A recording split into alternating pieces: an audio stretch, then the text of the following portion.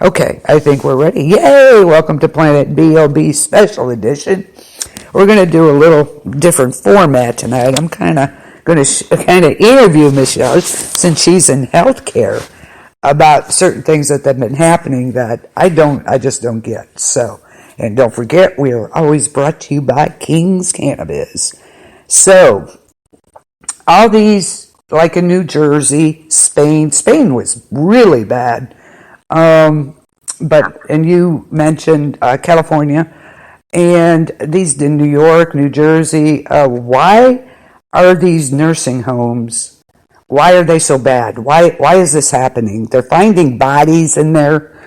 Some staff is there. The one place had 2 nurses that were dead. Why haven't they called somebody? I don't understand this. Wait a minute, the nurses were dead in the Two of them. And where was this at? New Jersey. In New Jersey. They got an anonymous tip from somebody who called and said there was a body in their shed. Okay? But when they came to check it out, they found 17 bodies in a room. 2 of them were nurses. Well, one thing I can tell you right now, just from being in this business for so long, that not every nursing home is the same. Because, and I don't mean just in care-wise, in general, some of these nursing homes are owned by, like, corporations that are overseas somewhere. Do you know what I mean? Yeah. And a lot of times these nursing homes will change hands, like, 20 times in a year, and people don't even know that. They'll keep the same name of the nursing home, but they'll change hands so many times to where a lot of times workers don't even know who to call. I worked at one in Texas that they changed hands like 3 or 4 times in 1 year. Oh, my God. And there was at one point in time, our paychecks were bouncing. Oh. And we found out the people who had it went bankrupt. They sold to another place. It was insane. Why do they not tell you this? I don't get this. We'll get an honorable mention in a meeting or something. The one I'm at now is really, really good. But, I mean, I've worked at a few that were just, like, crazy shady. Why? I don't understand. Why can't they be held accountable for this? What they'll do is they'll hold a meeting. They'll be like, okay, well, our insurance company is changing, and this is going on, and blah, blah, blah, blah, blah, and, so we're keeping our name, whatever, I don't get it. That's basically, and then they'll say that they're going to have somebody come talk. Well, I mean, most places they have to have somebody talk to you every year. Anyways, but you'll know if you're in one of those places and you have to go and discuss your insurance like 4, 5, 6 times a year. Your health insurance. God, I just don't understand why they're not calling saying, hey, we need help. I have patients that are dying. I don't get it. They may have. No, in this case, they did not. There's a lot more to stories, trust me. Because a lot of the times, let me tell you, like, okay, Hurricane Katrina is a good example. I had a friend who was a paramedic down there. And basically, people were calling left and right for, like, that nursing home where the people were left. Because they had to. Because the floodwaters were coming in or whatever. They knew about it. A lot of the first responders knew about that. But, and it sucks and it's sad to say, but unfortunately, with stuff like this, ask yourself this, okay, there's a 16-year-old teen mom with a newborn on a roof over here. You've got Joe Schmo over here with his wife and 3 kids and a dog. And you've got this guy over here on the roof with his pregnant wife who's in labor. And then you get a call from a nursing home that there's a bunch of 90-year-olds stuck in a nursing home. Who do you go to first? Right. It's a sad reality that first responders especially have to deal with. So don't always take, like, headlines as... Right. I get that. You know what I mean? But they did admit they did not call. 2 nurses were dead. I just don't understand. Are there different policies with nursing homes? and calling somebody? You know, as far as like the higher ups and stuff like that, I really can't. You know, like the people who run the show, I can't personally say for a fact what they do or don't think, but I can say this. Rumors spread so fast in a nursing home. Do you know what I mean? Yeah. And it causes panic. And I understand why a lot of nursing homes were not saying the word COVID. I don't understand 2 dead nurses in the place because I don't understand how their families. Wonder, you know what I'm saying? Like I said, there's always more to a story because I do believe that the media spins a lot of stuff. Oh, yeah. Yeah, you know, I agree. Maybe the 2 nurses dying is, you know, something, that's how they found out. Okay, Well, in New Jersey, it was an anonymous call that somebody said they had bodies in the shed. So that's what they went to check out. Okay, it says in New Jersey, 17 bottles piled up in a nursing home, and more than a quarter of Virginia's home residents have died. At least 24 people at a facility in Maryland, more than 100 residents and workers. In Kansas, on Friday, New York officials for the first time disclosed the names of the 72 long-term care that have had 5 or more deaths.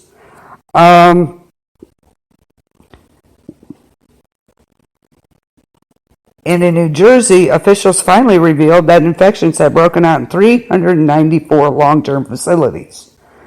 So, like a fifth of the deaths are due to these nursing home deaths. Well, you figure they're packing. You know, I mean, like I said, I cannot vouch because like the place I'm at now is really good. Yeah, it sounds like it. Yeah. Places where they are packing them in like sardines because they're trying to make a fuss. Right. You know, like the place where I work, everybody's, you know, they're single rooms, whatnot, you know, and it's like, but I can tell you that there are places where there's rooms the size of your living room, if not smaller. Wow. They're packing in patients in there. And, you know, and it's just, and that's how it's always been with nursing homes. That's, you know, and that's not something that it's always a greedy corporation. That's just how they did it. Because there was at one time, people weren't staying home. Yeah. Do you know what I mean? Yeah. Like people, the second mom got sick or forgot to take her pill, they were dumping her off at a home. Right. You know, nowadays, you know, home health care workers and a lot of stuff's more available at home, you know, beds and walkers and things like that where there's not as many coming into them. But that's why there's such big competition now where these places are being built that are, you know, like I said, like the one I work at, it's really, really nice. Yeah. Yeah, that's good. Glad to hear it. But my feeling on this is there a different set of standards they have? I mean, if you put a family member in a nursing home, you want them to be protected or whatever. Isn't that the idea? Taken care of. I mean, like, I can't vouch for what these people were thinking or what they were doing, but I know a lot of mentality is, like, don't cause panic. You know what I mean? Yeah. Because a lot of the times in places like that, the workers don't even really know what a patient has. And because the PPE is pretty much the same for just about anything, except for like, you know, flus and things like that, viruses. Okay, but why have they? Okay, now the CDC has ordered them. They have to now report these. Okay, but if somebody's really sick, you'd think they would be calling somebody, not pile bodies in a room. Well, it's not to say they didn't call somebody. You know? They're saying they didn't. I don't know. They may or they may not have. I don't know. But I do know that, like, a lot of places, they don't want to incite panic in the public, and they don't want to incite panic, especially with the technology now, in the patients themselves. I get that, but if you have more than one patient having issues, it's time to call somebody. I mean, I would. Yeah, but really, who are you going to call in the pandemic? Yeah, I mean, I don't. I mean, that's one thing, like, people don't understand. It's like, well, okay, let's say I just called an ambulance, or I called okay, look, we got so many sick here, blah, blah, blah, blah, blah, blah. You know, and they're like, okay, you know, so do you parcel them out to other nursing homes and possibly infect their patients? Do you keep them there? Do you bring in people with protocol? You've got owners that aren't. I can tell you that. I told you about that rotten place I worked at. Yeah. We ran out of gloves. Yeah. We were buying our own gloves and bringing them to the place. So they may have been calling people. Like I said, I wasn't there, I can't vouch, and I don't trust the media. Yeah, I don't either to that point. But there is an issue with these nursing homes, for sure. It's not just... Oh, absolutely. Like I said, there's some that are above standard, and there's some that are just way below. I think there's a lot more way below than we think. They don't seem to be accountable. A lot of these people are like I said, people doesn't like where I work. It's kind of like a family, I guess Christian based. I guess what you would say place. And like I said, we have like we are like bleaching that place top to bottom, right. Every single shift. You know, we are accountable for it. Like if they find, you know what I'm saying? Yeah, yeah. Raise them all, knock on wood. Well, okay. Here's an example. Employees at some facilities have stopped coming to work. Yeah. Okay, I get that kind of, but you need to let somebody know. Don't just stop going. But anyway, that happens a lot. That happens a lot, actually. Believe. I mean, I've talked to people who are working in healthcare right now. That we get that anywhere, I'm not coming to work. Well, I get that, but you know, everybody needs to know this. Don't just stop going, because in California, 83 patients with the virus had to be evacuated in Riverside County. Only 13 scheduled certified nursing assistants went to work. Yeah. And 16 employees and dozens of patients had tested positive days earlier. So my issue with this is, how can you trust them? I'm having a real trust issue with these places right now. Well, this emergency really popped out a lot of ugliness with, institutionalized living. I mean, like I said, you have to do your research on these places, you know. And there's people in smaller communities that don't have much of a choice, you know what I mean? Yeah. And there's no competition. So and it's either that or you let grandma and grandpa burn your house down because they're confused. Yeah. Do you know what I mean? Yeah. And a lot of people don't want to. And the only thing I can suggest is, like, you know, if you even think there's an issue, you know, become like the helicopter daughter or you know, person in charge. You know, you go there, you check everything out, you know, all the time. Ask questions. Yeah. But it just seems some of these places are just, it's bringing out, you're right, it's bringing out a lot of ugliness, but it's about time maybe in some of these places. But Hurricane Katrina was a good example of resources and things like that in these places. Because there were nursing homes down there, not just the flood, but like they didn't get supplies for so many, you know. Yeah. They were feeding the residents like spaghetti. Yeah. Well, at least they were doing something. At least they were doing something. Yeah, but it's such a weird thing when you yell virus of any kind in places like that. You know what I mean? But when, you know, half of your patients are showing signs, they're elderly, why would you... Oh, yeah, they absolutely should. I mean, and that's what's sad, is people are focusing on this place and saying, well, why are these places? And it's like, you can't judge every place by this one place. No. You're going to find crappy, shitty nursing homes out there. It's a fact. Yeah. And that's sad. They're good at what they do, trust me. They make their lobby look all spiffy and, you know, they go on the floor. So show up at your loved one's facility at different times of the day and night. Yeah. And see what's going on. It's like I said, I welcome anybody to do that. Why don't you go ahead? Yeah. You'll see the same even keel no matter what time of the day and night. Good, that's good. Said, maybe people should start. I have worked in places where they were yanking all their patients, literally all their patients out of bed before 6 o'clock in the morning. so they were all up and ready for breakfast. Yeah. Do you know what I mean? Yeah. It's like, I have worked in places like that, you know? Yeah. I mean, I'm talking every single patient, not just one or two, because, you know, sometimes there's those ones that want to get up early, and it's true, you know? Yeah. Like when I work, I have a couple of farm people that like to get up, you know, with the sunrise. Right. You know? Yeah. But those are the only ones that get up, you know what I mean? Right. It's like, we don't do that there, but there are places that are still like that. They treat their people like prisoners. Yeah, well, I think maybe this is a wake-up call for them to be held more accountable for what's going on in these places. And I'm not saying all of them. I'm not saying that. My grandmother was in an assisted living place, and it was wonderful. It really was. Didn't, like you said, it didn't matter what time of day you went. You know, it was always the same. Yeah.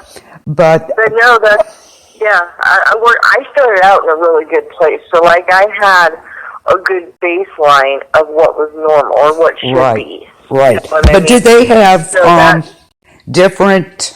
That's why I left different ones after that, because they weren't up to that standard to me. And I wasn't in a workplace like that. Good for you. And that's sad that is going on. But it seemed maybe it was a worker that called and gave the anonymous tip. Hey, you know, there's a body in the shed over there. But anyway, that they finally, you know, figured out something to do to get some help. I don't know. It's just, I don't, and I'm glad the CDC, they have to notify the relatives now, and they have to report to the CDC for every case. Absolutely. Well, like we had not mine, but there was a place across where I live here where they had like a couple of cases, and they reported it. Good. That was before, but yeah, I have noticed here like everything's ahead of schedule. So like we stopped taking visitors long before the CDC ever told them they had to. Good. You know, we kind of stayed ahead of the curve, and like I said, we have, you know, knock on wood, you know, nothing. But we still have a unit set up just in case, which I think that is a requirement. But, you know, believe me, we all watch like, you know, like a hot watch, and back there, But the thing is, do some of these nursing homes, because they're owned by corporations, do they have a different set of protocols than... Well, almost every nursing home is owned by some kind of corporation, but a lot of these people kind of like, have you ever watched like Restaurant Impossible or anything like that? They buy restaurants not knowing how they work. Yeah. That's a lot of times nursing homes. These people, these big evil corporations will buy these places up not knowing how they work or anything like that. They don't care. They don't give a damn how they work. All they want is $1 from it. And they will cut corners in any way that they can. And that's sad. That really is, because people, you know, how can you imagine how some of these people felt when they found out their loved one died in the nursing home from anything, for that matter, and weren't told? Yeah. Oh my God. Yeah. I would be so pissed. I would be so angry. I understand not wanting inciting fear and all that stuff. And like a couple of the families there I'm reading said that they did find out. But they were told something different. I would be so angry. Yeah. I know. I really would be. Well, see, now I'm reading a thing here that said that they did tell people, but the county refused to come get them because they had nowhere to put them. So I don't know, like I said, I don't know what's true or not true here. Well, they had the governor on about this, and he said he tried to get a hold of the guy running it, basically, or the owner of these two places, and it took him forever to get back to him. So I don't know, and he just said, "Oh, it's a communication thing." It's not a communication thing. You just sat on your ass, and it pisses me off. That's the old go-to for crappy place. Yeah. Let me tell you. And like I said, like this place, they send out emails. They're just like constant, boom, boom, boom, boom, and that's a good place. Yeah. You know what I'm saying? When you don't hear from the place that your family members in, they're not sending out emails or letters or stuff updating you on what's going on and this, that, and the other thing, then they're keeping something from you. Okay, that's a good rule to go by. You know what I mean? like, especially in this day and age, where there's internet and there's emails and there's texting. There's all these things. I mean, I've personally witnessed, like where I work now, I've personally witnessed where they put a couple CNAs to work to get on the phone to update the families on stuff. That's awesome. That's great, because you're worried about it. You know what I mean? Yeah. So it's like, you know, and that's what a good place does. Versus, like I said, I worked in places where the families aren't even called if their loved one freaking takes a tumble or something. Oh, Lord. They come in, they see a bruise on, like, what happened here? Oh, that's, you know, some girl who's new or something, you know, like, yeah. Oh, well, she fell the other day. Really? Okay. I just have a real issue with all this coming out that, oh my God, these nursing homes are supposed to provide care for these people. And it doesn't seem like some of them were not. I'm telling you, some of them are like the crappiest of the places you'll ever see in your life. They are. And also, and a lot of things that people don't understand also is state guidelines. Okay. Each state, sometimes even each county, have guidelines on what is, what isn't, and a lot of people don't know this. And they read like some kind of lawyer's freaking thing, you know, with the junctions, blah, blah, blah, blah, blah, blah, blah, blah, blah. You know, it's like people, they don't understand legal jargon. Yeah. So a lot of times people don't even realize, like, the states have certain laws on some things. You know what I mean? Yeah. Like, okay, to give you a good example, well, I've been in this for a long time. 10 years ago, if somebody had the flu or had, you know, something that was a contagious disease of some kind, they had to be quarantined in their room. Like, they could not leave their room. They had to stay in there, and that was just how it is. Didn't matter what the deal was. Now, a lot of states have changed their standards where, no, you can't do that. You can't make them feel like they're that. And if they choose to come out of their room, they can. I'm not saying every state's like that, but I'm saying, like, you know, I worked in the South, and then there's a lot of that going on there. Wow. You know? Yeah. Where I was at. You know, like I said, not every place is like that, because there's a lot of places like, no, we're not doing that. Right. But some of the state standards and what the state says, like, okay. You know, so, in other words, they're not allowed to feel like they're different or whatever. It doesn't matter if they have, whether they still have the right to come out of the room, as long as they wear some kind of mask to protect themselves from other people. No, that well. So, yeah. They need basically. That's not the home. That's the state. Okay, so whoever owns these, or the states, or whatever rules they have or don't have, should be probably changed to a federal thing. This is what you have to have. This is what you need to do. Oh, right? Oh, absolutely. Yeah. Well, you know, that's the thing. Each state has different standards. Like, I've worked in states where there's, you would not believe some of the states. Like I said, I mean, I'm really, people like, oh, she's just saying that now because she works there. No, I'm seriously saying I work at a really good place, and they're very excellently staffed. And that's a good home versus a crappy one. Right. You know what I mean? Like, I've worked in places where, you know, on the night shift, we had one aide for like 25 people. Ouch. Yeah. So and people say, oh, well, that's okay because they're sleeping. Oh, yeah. Okay. No, they have no clue. I totally. To go to the bathroom. Some people still ready to get up and cause trouble. You know, it's just how, you know, but I'm just saying, like, state standards, and then what they'll do in a lot of places right now is, okay, this is what they'll do. They have a nurse for, like, let's say 2 units at night, or even during the day. They'll say, we'll even say second shift, where they have the sundowners. Okay, so you'll have 2 aides on the floor for, 13 to 16 people, depending on the state. Okay. And people are like, you know, sometimes even more.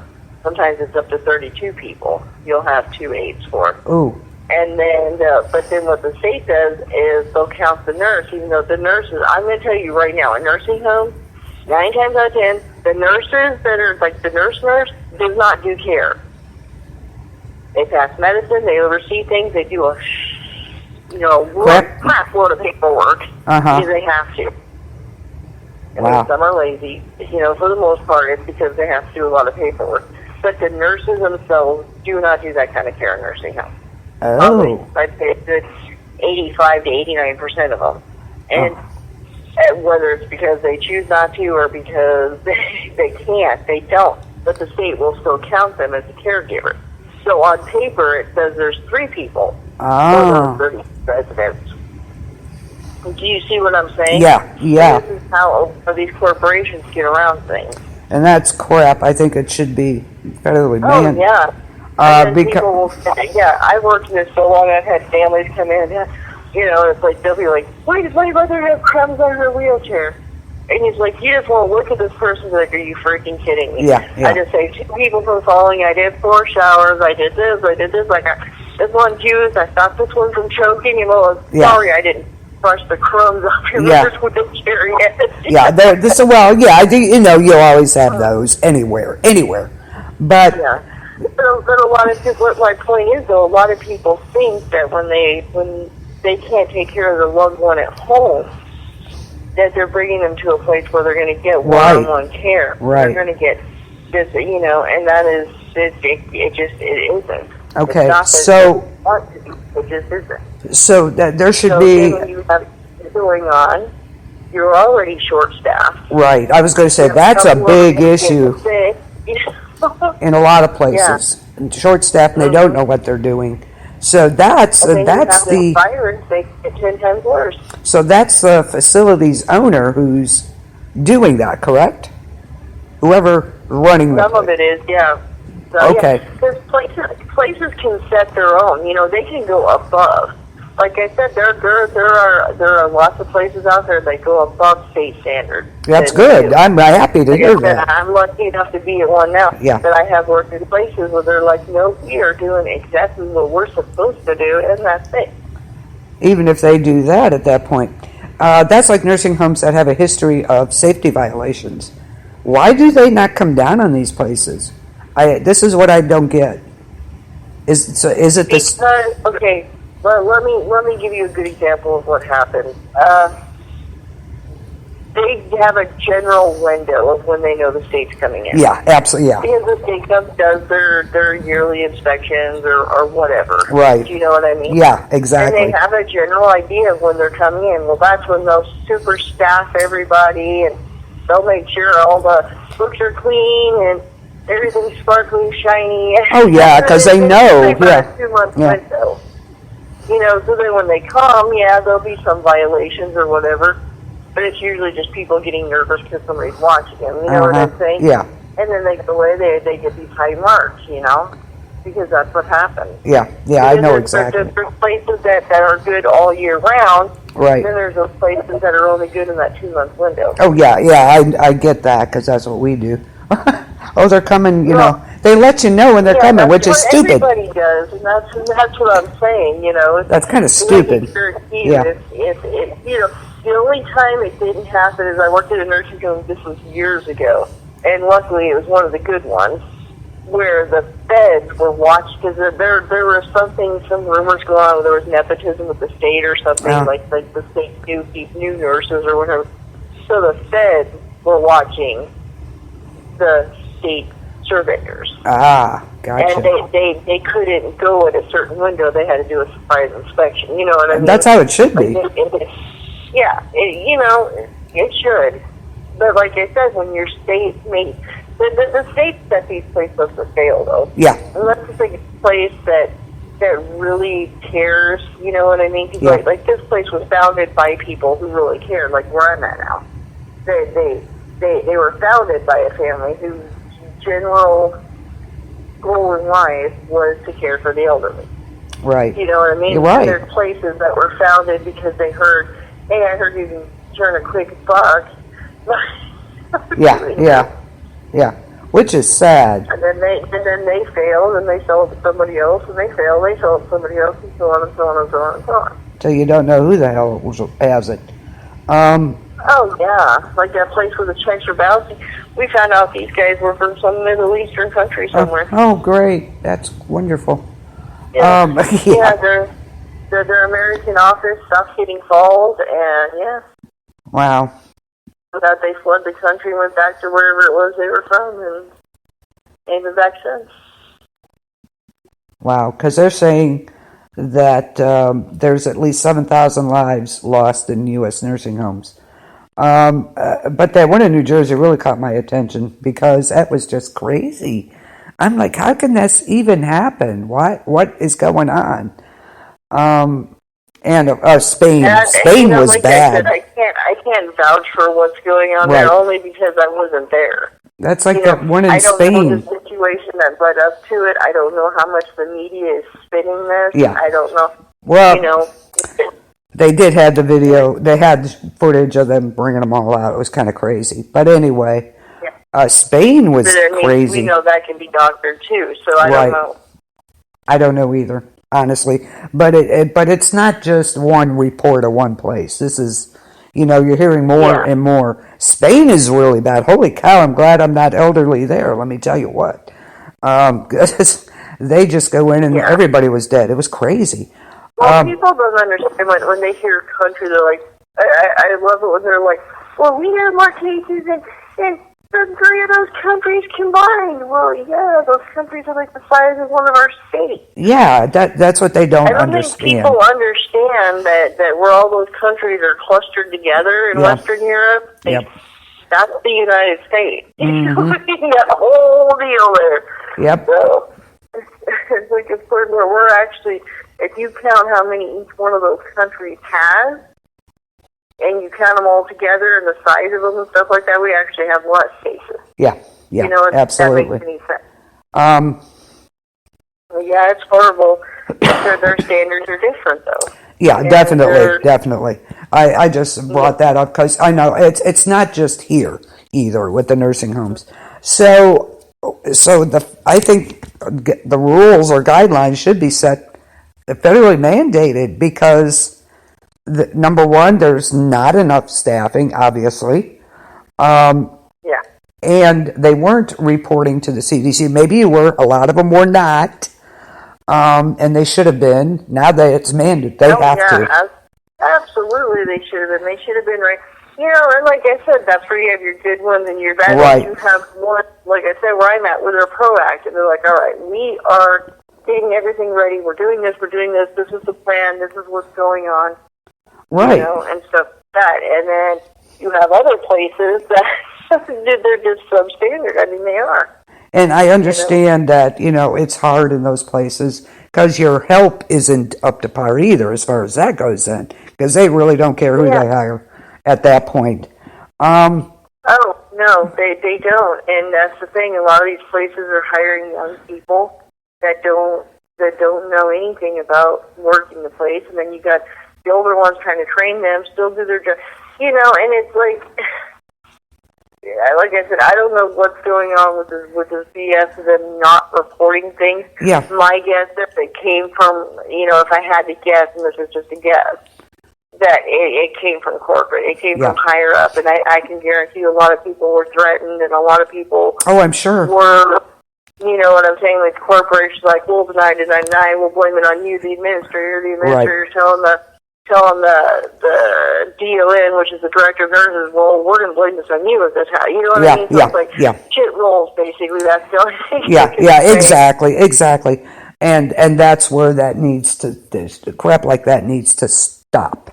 Because they came on the news, the CDC, and had to mandate that. That shouldn't have to happen. That these nursing homes have to report this. So, I don't know. I just, please out there, please be cautious when you're looking at nursing homes. What should people look for? A lot of reasons, like they tell, because they don't want to cause the panic. Yeah. You know what I mean? They don't, what I'm saying is, like, they don't want the employees not to show up. Yeah. They don't want the people who live there to have a heart attack because they're worried about COVID. Do you know what I mean? So I get that to a certain extent, but when it gets to the point where you've got nurses dying and bodies, like, you've got to make a call. Yeah. Hello. They didn't have any place to put them, so they put them in this room. That's kind of crazy. But well, it is but if you think about it, like in New York, for a good example, they got these mass graves. Yeah. There were people, places, hospitals, even places like that, they ran out of room. They didn't have any room for the bodies. They weren't coming to pick them up. What do you do with them? Yeah. Yeah, well, you weren't allowed to, so... So that's what I'm saying. So, like, if you got a facility full of people dying, you can't leave their corpses in the building. No. You know what I'm saying? But I don't get why that took so long, or whatever the deal was. That should never, ever happen. Ever. I don't care what's going on. That's... see, in a lot of times, too, and this is, this is the conspiracy part of me. Right. That I'm wondering if, like there wasn't calls made, and now they're denying it, saying there wasn't calls made. That could be the city or the governor to create a situation. Do you know what I mean? Well, or stories to incite panic and fear. I don't know. Well, the governor of New Jersey said he called the owner who owns these two facilities, and it took him forever to get back, and then said, "Oh, it was just communication issues." That's a red flag right there. Oh yeah, if somebody said that, it was just a communication issue. Well, and I just don't understand why the people working there didn't, because like me, I'm a jerk. You know what I'm saying? I mean, you ask any nurse I've ever worked with, I have no qualms about calling anybody out. Me either.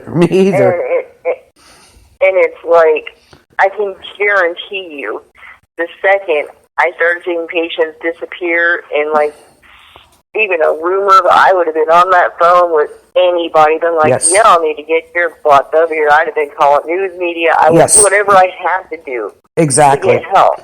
So you know what I mean? I think that's what happened. Falls back on employees that work there. It's like, where were you? Yeah, that's what I'm trying to figure out. I understand you fear losing your job. I get that, but there ain't no job worth all that. No. Yeah, that's so. That anonymous call that said there was a body in the shed, that may have been a ploy to somebody finally figured shit out, as far as that goes. Yeah. And then that's when they found him. You know what I mean? In these places, I mean, it's like I've always said, like in healthcare, and it's the truth. You could fart at one end of the hall, and by the time you got to the other end of the hall, people were like, "Oh, I heard you pulled down your pants and took a dump in the hallway." And I'm like, rumors and stories go that fast. Like, and especially now with the internet, and that's what sends up red flags for me. That either you've got a facility full, just chock full of evil people, or there's more to the story. And I find it hard to believe that there's an entire facility just chock full of evil people that don't want to say anything. You know what I mean? Because there's no way that they kept that hidden from the rest of the staff. There's just no way. Unless, like you said, whoever owns it, really threatened them. It's hard saying. Well, they may have, but like I said, in every facility, I can guarantee you, there's probably about 3 or 4 people like me. Doesn't matter where they're at. That will be like, put their middle finger up and be like, yeah, well, screw you. These people are more important than your threat. Right. Yeah, I agree. Unless they're like the mafia or something and come in and say, we'll kill you all. I don't know. But like I said, this is where I find that story just a little... There's something else there that it bothers me, because I know that there would have been somebody that would have been calling somebody somewhere, been like, look, people are disappearing, they're not saying anything, we don't know what's going on, y'all need to get here and check this out. Yeah, absolutely. Like I said, there's just a lot about the story that sends up red flags to me in general. Like, did they make it sound like the entire facility was just full of these evil, awful people that kept this secret, and they were just horrible. And that's just there's, because no matter how evil a facility is, there's always a few good workers there that are only there to try to protect the people, or try to at least keep, give them some good care. Do you know what I mean? Right. Even if it's just them, so like I said, there's something about this story that just, it doesn't resonate with me. I was just kind of, I was skimming over one report of the of Elizabeth, New Jersey, okay, where there was a nursing home, okay. Well, apparently the regional health facility was emailing him and calling him, and they kept saying, oh, everything's fine, everything's fine. Guess what? It wasn't. Well, of course not. No. But they're telling the health officials, yeah, we're okay. We're ready. And they're dying over there. It was like crazy.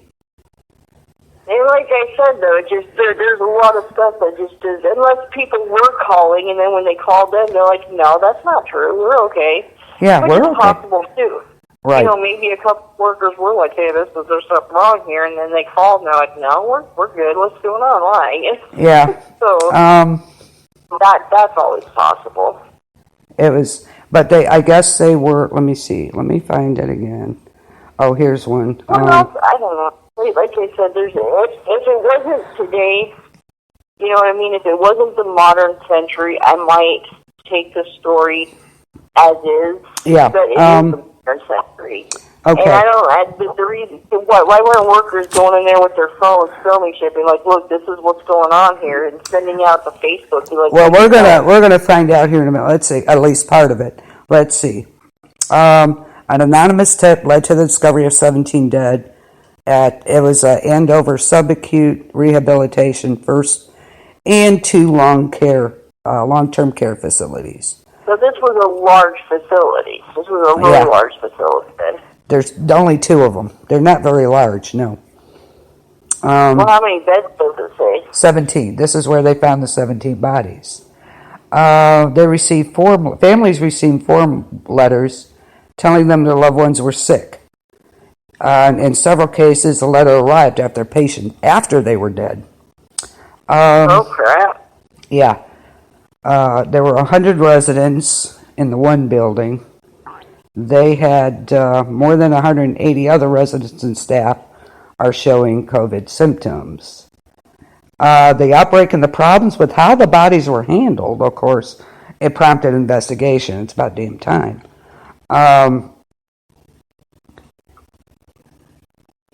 County officials first alerted the state health agency to an outbreak March 29th. Okay. Let's see. So they were notified of it. Not until the first official word of a large death toll came on this past Saturday, when they were notified they needed body bags. Oh, wow. It was also reported that there were 28 bodies being sorted. That's all they asked for was body bags. And notifications rippled through the state and local agencies. So they obviously were notified that people died then if they needed body bags. Well, right? that's all they said. They didn't say why or anything. They just needed body bags. And they're like, wait a minute. Yeah. Wow. Wow. Yeah, like I said, there's a lot of holes there. And I'm not defending this nursing home. They're Right. obviously horrible people. Yeah. But it's like, there's a lot of holes there, too. Like, it's like day after. There's a lot of holes there. Somebody knew something somewhere. Yeah, and now let's see. After receiving that report, notifications rippled through state and local agencies. Now, this was Sunday. Local health officer visited the facility. They reported finding adequate staffing, but 5 bodies. This wasn't all of them. They already had bodies in the other room. So, and 3 bodies had been released Saturday. So they were releasing them. But information also gets filtered because, like, maybe the people working there were being told, like, oh, yeah, we were told we have to keep them here, blah, blah, blah, blah. So they, some of them may not even know that there was anything wrong as far as that goes. So they found the 17, but a number was released. 8 bodies were released in 2 days. Okay. And then it was fully revealed after that anonymous tip reporting that a body had been stored in a shed. When the police arrived, the corpse had been removed from the shed, but they discovered 17 bodies piled inside the nursing home in a small morgue intended to hold no more than 4 people. That's so crazy. So it was big enough where they had a morgue. Yeah. Yeah, see, most places aren't that big, so... A small morgue. It was a room, they called it a morgue, but it was a room intended to hold no more than 4 people. There were 17 of them in there. The bodies of the dead were allowed to pile up in a makeshift morgue at the facility. And of course, everybody's looking for answers. They had been there twice. 5 bodies, 3 bodies. Okay, but here they had a room full of them. Wow. Yeah, like I said, to me, this is just me. From what it sounds, this is just what it sounds like. The helicopter people, the ones I told you about, that you always ask questions, find out what's going on. Right. I asked for mom one day, you better tell me what's going on or I'm coming there type stuff. Those were probably the bodies released. Wow. And, yeah, I don't know. Like I said, me personally, I think there's more to the story. I think somebody knew something somewhere and they're not talking about it right now. I don't know. We're going to find out a lot more about this. I hope we do. I really do. They're owned by... that just, like I said, there's just, if anybody's ever been into, like, a place like this, there's so many people involved in the inner workings of a nursing home. There's so many people. I mean, there's cooks, there's housekeepers, there's maintenance people, there's, nurses, there's nurses' aides, there's, so many people, and it's like... Okay, here's a printout. They actually have a photocopy of the form letter that they sent out to people. And, of course, they left it blank for a name. You just put in the name. Due to the limitations, now listen to this, of the healthcare system in place, and considering that community-based hospitals and New Jersey hospitals are overwhelmed, there is very minimal chance of getting any more care in the hospital. Therefore, we are treating our residents in a contained unit in our facility and keeping them in a home setting. That's what a lot of them are doing. They're turning a unit into like what they call a COVID unit, which is recommended by the CDC, and they're treating them there. Well, yeah, they're keeping them contained there, but keeping them in a home setting. Yeah, I don't think so. That doesn't even sound right. A home setting? Yeah, that's what it says. We are treating our residents... People would be like, ding, okay, so basically what you're telling me is they're not in a sterile environment. And wait a minute, a home setting, so they must be, they're getting care. No, apparently not. Yeah. I don't know. Like I said, there's so many things about this that's we'll sitting red flags all over the place. It's like, it just doesn't make sense. Yeah. But they did establish that the body had been removed because there was something in there, I guess. 30 patients, 2 employees died in New Jersey at a New Jersey nursing. Crazy, but this is what I don't understand. Did the nurses not have families? Well, let's see what happened here where this was. This was also in New Jersey. Oakland, New Jersey. The borough of Oakland was notified that 30 patients from a nursing home had died of COVID-19. 2 employees had also died. I don't know what the deal is with that one, but I'm sure we'll know. I mean, it's going to happen. I'm sorry. It's communal living. If one person gets it, more than likely 30 other people already have it. So... I mean, that part's going to happen. That's unfortunate. That's how it is. But why would you wait and then notify them? We have 30 patients that died. Why did you wait till you had 30? I don't get this. And 2 of them were employees. I don't know. I don't get it. Did these employees die there? Or did they... See, this is where I have questions. Did they die at the home? Did they die at their own home? No, they died in the hospital. They died in the nursing home. That's what it says. The employees died at the nursing home? Yeah. I mean, that doesn't make sense to me either. It's like, how do people die at the nursing home? Okay. Let's Why see. did they not go seek medical attention? Why? See, there's a lot of holes in this. I don't. There's some BS going on here. The Borough of Oakland was notified that 30 patients from a nursing home died of COVID-19, and 2 employees had also died.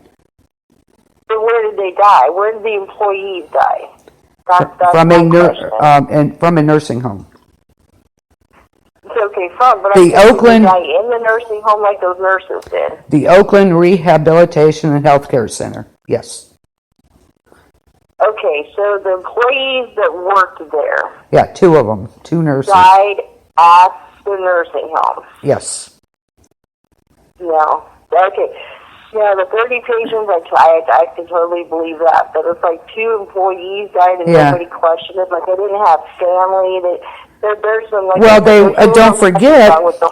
don't forget, they weren't doing that. They weren't notifying the families, really. But they don't. But I'm saying the nurses aren't patients. I know. I don't know. They go to work. They come home. They go to work. Maybe they were single. I have no idea. People just can't go missing and nobody know about it. Do you know what I'm saying? Yeah, I agree. I'm just saying that's where the holes are in this story. For me, big time. It's a lot more believable if there wasn't 2 dead nurses at the nursing home.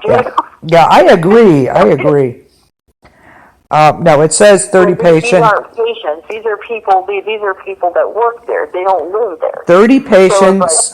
So how is there 2 dead nurses and nobody knew about it? Okay, this is Oakland Rehabilitation Center, I guess. 30 patients and 2 employees die of COVID-19 at New Jersey nursing home. There you go.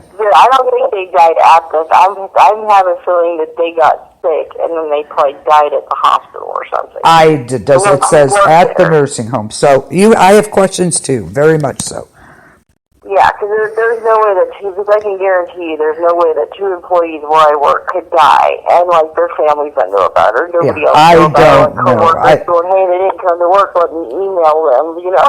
But excuse me, but again, they were under orders. They weren't, family couldn't visit. They weren't updating them on anything. Well, we're under that too, but there's no way 2 people could just disappear. Well, I don't know. Well, like I said, there's investigations going on everywhere with this now, investigating these nursing homes, which I think. I have a feeling there's way more to this than we're going to find out. There's way more. Oh yeah, definitely. Well, like I said, if they hadn't thrown in the 2 dead employees, I might have believed it, like wholeheartedly. But it's like they threw in 2 dead employees that don't live there.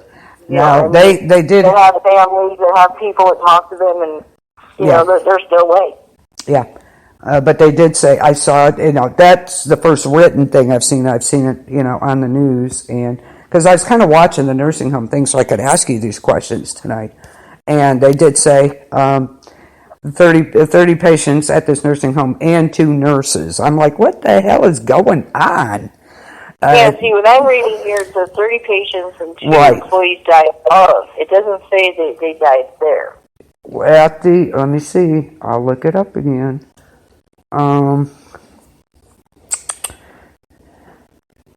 Because here's one. It says second Julian nursing home employee dies amid outbreak. 30 patients. Has died. It says coronavirus, New Jersey. 30 patients, 2 employees died at New Jersey nursing home. At. Yeah, I'm reading this other one here. Hold on 1 second. Now see, it says right here, it says, okay, the 37-year-old center-based CNA at the facility has become the 26th person to die at Symphony of Life. Now listen to this. But then it says, for 24 days, Green was in the ICU on a ventilator. So, see, you can't go by what the title is. Which one was it? She either died, but she died at a ventilator in a hospital. Okay, well, that makes more sense then. So they knew about it. They're lying. Let me see. It says Oakland, New Jersey. The Borough of Oakland was notified. 30 patients from the nursing home have died. Also, 2 employees at the Oakland Rehab and Healthcare Center. Oakland's mayor. This one here says too, at the Juliet, it says that they died at a Juliet nursing home. That's not Juliet. That's a different one. She was in ICU. This was a different one then. Oh yeah, this is another one in New Jersey. Yeah. But she didn't die at the facility. She died at the hospital. Oh, this one's Oakland, New Jersey. Okay, hold on. I was just looking up New Jersey. Yeah. Hold on, let me see. You said Oakland? Yeah. Okay. The borough of Oakland was notified that 30 patients died. 2 employees out there also died of the. It doesn't give much info. The employees died at a hospital. Okay, good. Yes, so they had to have known something because 2 employees died at the ICU. Yeah, it says Oakland's. I'm telling you, red flags, because when they said that there's no way 2 employees can disappear. Right, I agree with you. So, Oakland's mayor, of course, she's investigating and now in contact with the center. Yeah, too late. But anyway, yeah. Those headlines were like really misleading. Very. Yeah, there's a lot of that. I agree. But there shouldn't be that many. 30? No. Jesus. Well, no, I totally believe it. 32. Yeah, absolutely. Hell, one year in a nursing home, we lost 10 patients because of the flu. Oh, I believe that. So it's like, you think about this, that they're saying that this is like, 3 or 4 times more contagious than the flu. Yeah. And it's way more deadly and stuff like that. So absolutely, I 100% believe that 30 or more could die in a nursing home from this easily. Because especially where the symptoms, you can be contagious for so many days before you actually start showing symptoms. So you've got people coming in and out of your room and going into other people's rooms. Right. And even if you wash your hands, it can still be on your clothes. Yeah. So yeah, absolutely, I totally believe it could happen because it's communal living. It's like saying you live in a dorm and it couldn't happen. Okay, here's another report on that where they found the 17 bodies in that little room. Employees are finally speaking out that the facility were vile well before the pandemic hit.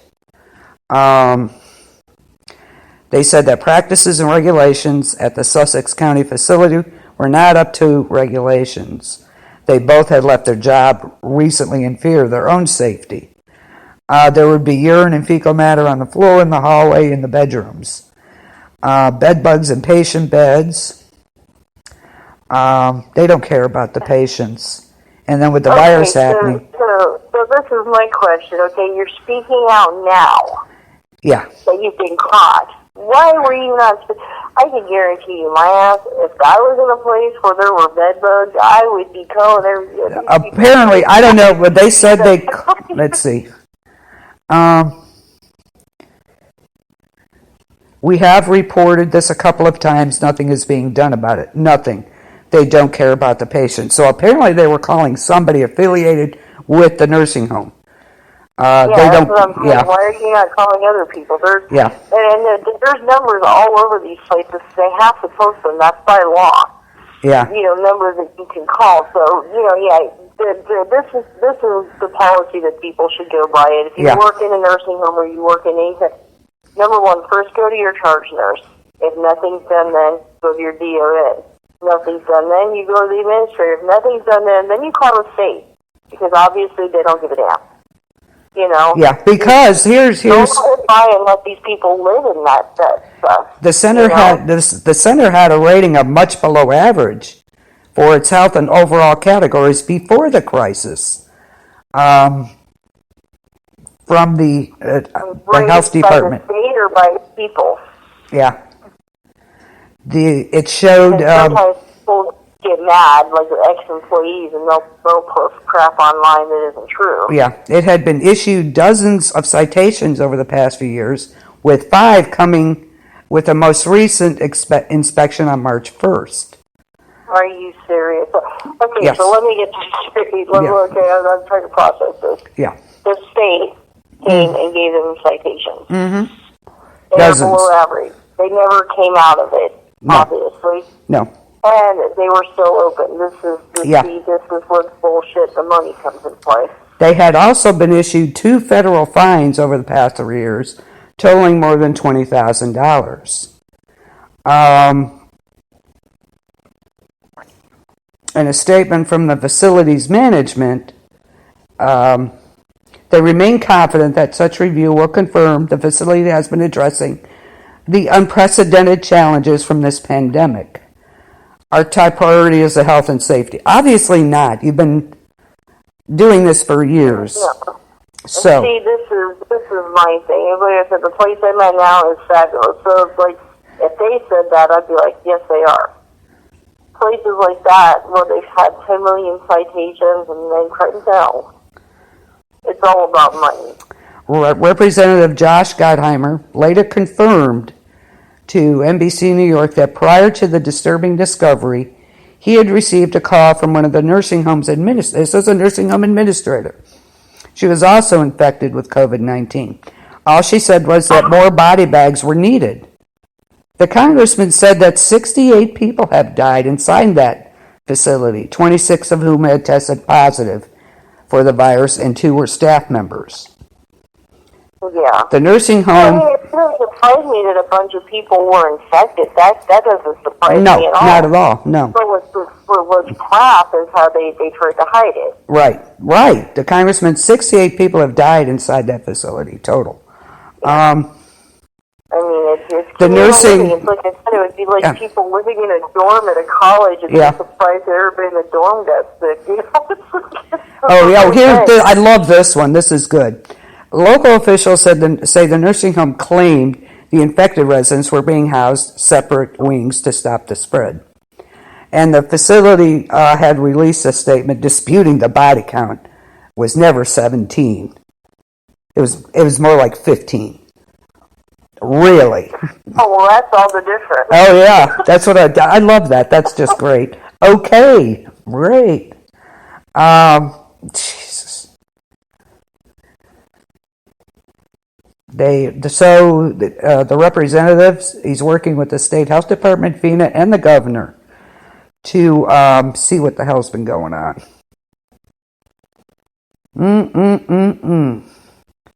They're outraged that the bodies of the dead were allowed to pile up at the facility. Yeah, you think? Yeah, like I said, there's so much workings that people don't understand. There's a lot of, and again, not all places. Because like I said, I've worked in good ones. In my career, I've probably worked in 3 really, really good facilities. Okay, so to know that it's a decent, good nursing home or healthcare facility like you, what should people look for? Well, first thing is the facility. Okay, this is one thing that people, and I know this sounds stupid, but it's true. The crappy facilities will have the most gorgeous lobby you'll ever see in your life. Like, it will look like a showroom. But then the rest of their facility is plain. There's nothing on the walls. It just looks like an institution. That's flag 1. Okay. That's flag 1. When you go to a place and like their lobby is like like the most decorated ever, and then you get a tour of the facility and you walk through, like, it just looks like an old mental ward. Then that's your first indication that they're full of crap. So, like, my facility, you go in there, it's gorgeous in the lobby, it's gorgeous throughout. You know what I mean? Like, it's a nice place. Yeah, I never realized there's a lot of places that can be a polished turd, and and there's times even at that place where I'll call some people out of stuff, but it's like it's nothing close to what's going on in those places. Right. You know what I mean? Right. Yeah. It doesn't matter, but then you have to ask questions. You have to ask questions. How many people do you have per patient? Tell them, not counting the nurse. Say, not counting your nurse. How many CNAs do you have per patient? Every shift. Don't just ask one shift. Okay, how many? I want to know all of your shifts. Okay, I'm writing this in there. So, ask how many personnel. Patient to caregiver ratio. And tell them. You want to know how many one person themselves has, and not count. Tell them, do not count the nurse. Okay. Yep, tell them exactly like that. Say, not counting the nurse on charge. How many caregivers per patient? Okay. And then ask the hard questions. I mean, they can't give you specifics, but they can give you, numbers. And let's say, like, you put your parent into place and stuff like that. And, or like, you notice things. Because, like, sometimes residents decline faster than others. Right. And there'll be people on a unit that should not be there. And there'll be people roaming in and out of other people's rooms. But you need to ask those questions. Yeah. And you make sure you don't just talk to, ask to talk to a caregiver. Ask them about their job, stuff like that, Yeah. There's people who work in these facilities, and all of them, some of them are just there for a paycheck. You'll see caregivers that are there that truly just want to take care of these people. It's calling. Yeah. Then you got the other ones that's like, oh crap, I'm going to be here on my phone and I'm not going to take care of people and I still get paid. I love it. Yeah. Yeah. So you have to look at that, look at the people around you, look at things, Mm-hmm. and look for, shifting the blame. You know what I mean? Yeah. Oh, well, that was this one, and that was that. Oh, no, that wasn't me. You know what I'm saying? Then there's some stuff being shuffled around. Yeah, that's definite. Like I said, it looks deceiving. Where their lobby looks great and nothing else does, it's a crappy facility. Okay. That means they don't care about anything but first impression. Okay. I know it's a weird thing to look at, but it's true. It is true. I totally agree with you. I totally agree. Yeah, if the rest of their place looks like dumpster fire and their lobby looks like a showroom, run. Yeah. Good. Good. Smells is another thing. Where could... If you go into a facility and it smells like pee or, Yeah. I mean, granted, every facility, because of the business we're in, there's some days you'll... Yeah. It doesn't happen. But, go there on different days and smell. If it's constantly smells like pee, or it run. For real.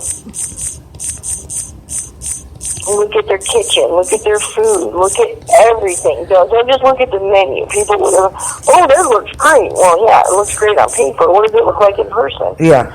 And find out what they treat at that facility. Find out if they treat them there, if they have a specialty unit, or do they send them out to the hospital, or, stuff like that. Don't be quick to be talked into things. Right. If your family member is already in the facility, show up there at different times of the day. They can't tell you can't visit. That's against the law, so don't ever let them tell you that. Show up at 4 o'clock in the morning. Find out if your family member's been drugged out of bed. Yeah. Show up at, 6 o'clock at night and find out if your family member is, you have to, I'm telling you, in places like this, squeaky wheel gets the oil. It's a fact.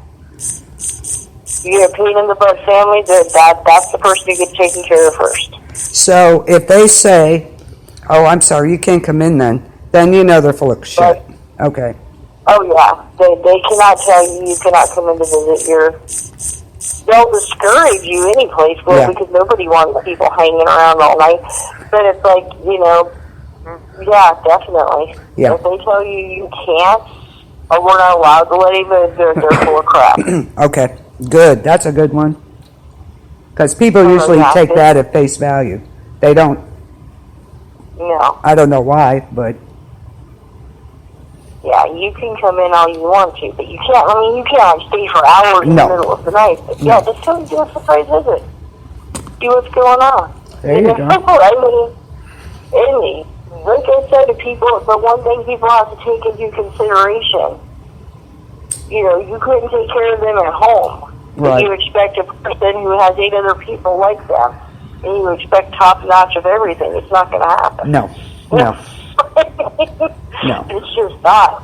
Right. You have places where everybody will roll up their sleeves You know, like I said, I've worked in 3 good facilities. The one I'm at now, I do. There's people there that will roll up their sleeves and they help you with stuff that are, you know. Well, obviously you're still there, and you have standards. And if it was crappy, you wouldn't be there. I know this. No, I know you wouldn't be. I would have already. Oh no. You can ask anybody I've ever worked with if I'm scared of titles or anything like that. I'm not. No. I don't know why. Like, me either. It's like, well, this is how it is. Get over it. I know I've had people like, aren't you afraid to get fired? It's like, no. No. If I do, I'll go out. I'll work anywhere. I don't care, but I'm not going to work in a place that I don't find to be up to snuff. You know, and there's everybody gripes about their place. Oh yeah. You know what I mean? Like we all get those days where we're like, oh, they can't even pick up a pin. What the hell? Yeah. And it's like, you know, so like the honest to goodness down heart. Like if I thought this facility that I worked at was a crappy place, I would not be there. No, I know you wouldn't. I would make the people go down on my way out. You know what I mean? Damn straight. Damn straight. So show up at different times. You can see them anytime. Don't let them hand you that crap. Okay, what else should you look for? Is there a place where they could find out their ratings, see if they've had any citations or anything like that? Yes, and yeah, there's all kinds of. If you Google that place, there'll be ratings and different like caregiver sites and employee sites and stuff like that. Yeah, you can look up anything anywhere. But beware though. Beware of like ratings from people that say I worked there. Like when they say I worked ED, you know, and while I was there, this, and this, and I'm, you know, then you got to ask yourself, well, why didn't this person report it then? Do you know what I mean? Yeah. So it's like it's usually like really bad ratings are usually from employees that have been fired or walked out, or you know what I'm saying, something like that. What I'd be checking for are citations. Family member ratings. That's what I'd be looking for. Have you had any violations? How many? You know, when was your last inspection? So that type of thing. Yeah, because like reviews are just that. They're personal reviews. Yeah. You know what I mean? You'll have one that has like 5 stars. This is the greatest facility ever in my life. Yeah. And you have like, this is the crappiest place because I seen a girl eating pizza and a nurse was ignoring me. Mm-hmm. Yeah, there you go. Yeah. Damn it. Okay, good. Talk to the workers. That's another thing. Like, but don't mention their names. Do you know what I mean? Yeah. Like when you go to visit, you know, find the more friendlier CNA of the bunch and start talking to that one. And believe me, sometimes the truth starts spilling out. Mm-hmm. You know what I mean? Yeah. I would. Don't. Excuse me. I'd be looking for comments like, "Man, they don't have enough people. I work 70 hours a week," or "That's not good." Yeah. Yeah, well, yeah, in these places, you're always going to find some days that they're short. Right. And then it's crazy from telling families or even patients that, don't tell them we're short. But, I mean, you got to tell them something when you can't get their light for, 25 minutes. Right. You're still going to be like, oh, I'm just ignoring you today. Yeah. Like, no, we're short, I'm sorry. Yeah. But I'm not, and that's another thing. If places are telling their employees to lie, there's a problem. Yeah, definitely. A good facility will tell you, look, we're going to try. You know what I mean? Yeah. Like the place I'm at right now, they will pay overtime out the behind to make sure we're staffed. That's awesome. That's how it should be. Offer bonuses and things like that just to make sure that we're staffed. But then there's other places where it's like, oh, yeah. We're sure. I mean, it's because the corporation that runs is going, no, we're not paying that kind of money. Right, exactly. Yeah, find out who it's owned by, too, and you can check them out, too. I would. Nonprofit doesn't always mean great. Yeah. A lot of people think, oh, they're nonprofit. Yeah, that doesn't always mean it. No. That just means that it could mean that they're paying their CEO an extreme amount of money. Yeah. To make things nice. Yeah. Because there's a lot of really good nonprofit facilities out there that they really do a lot of good, Yep. But then there's other ones not so much, It just, Just you got to do research. And follow the money. That's one of my biggest things is just being in this business as long as I have. Follow the money. Yeah, there you go. You figure out who's paying the paycheck. Yeah. But sometimes the company name isn't who actually owns that place. Yeah. You might have a such and such and corporate blah blah blah international that owns Sunny Homes. Mm-hmm. Yeah, exactly. That's the name of the people who own it. Not always.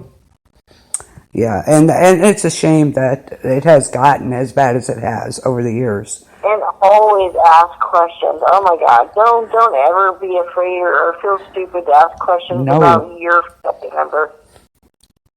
Absolutely. And always listen to wording, too. Listen to wording. There's a lot of times, stuff gets downplayed. Like that crappy place I worked at in the South there. I can't say it, it was in Texas, honestly. Right. It was a pretty crappy store. They would, their family member would take a tumble, and they'd have, a big old egg on their forehead. They'd be like, oh, your mom took a little tumble, and, she didn't hit her head, but we're monitoring. But they'll neglect to say that, your mom looks like Cyclops. You know what I'm saying? So ask questions. Lots of questions. Lots. Yeah, don't be shy about this. This is where... The one good thing I will say now versus, 15 years ago even, there's technology now. Yeah. People can FaceTime their parents. They can, stuff like that. And I highly suggest that.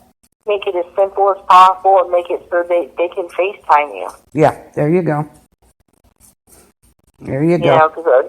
Because especially older generation, they get on the phone and they don't want people to know stuff. So they'll be like, oh, no, it's fine. In the meantime, they can't walk, their hips broken. Right, exactly.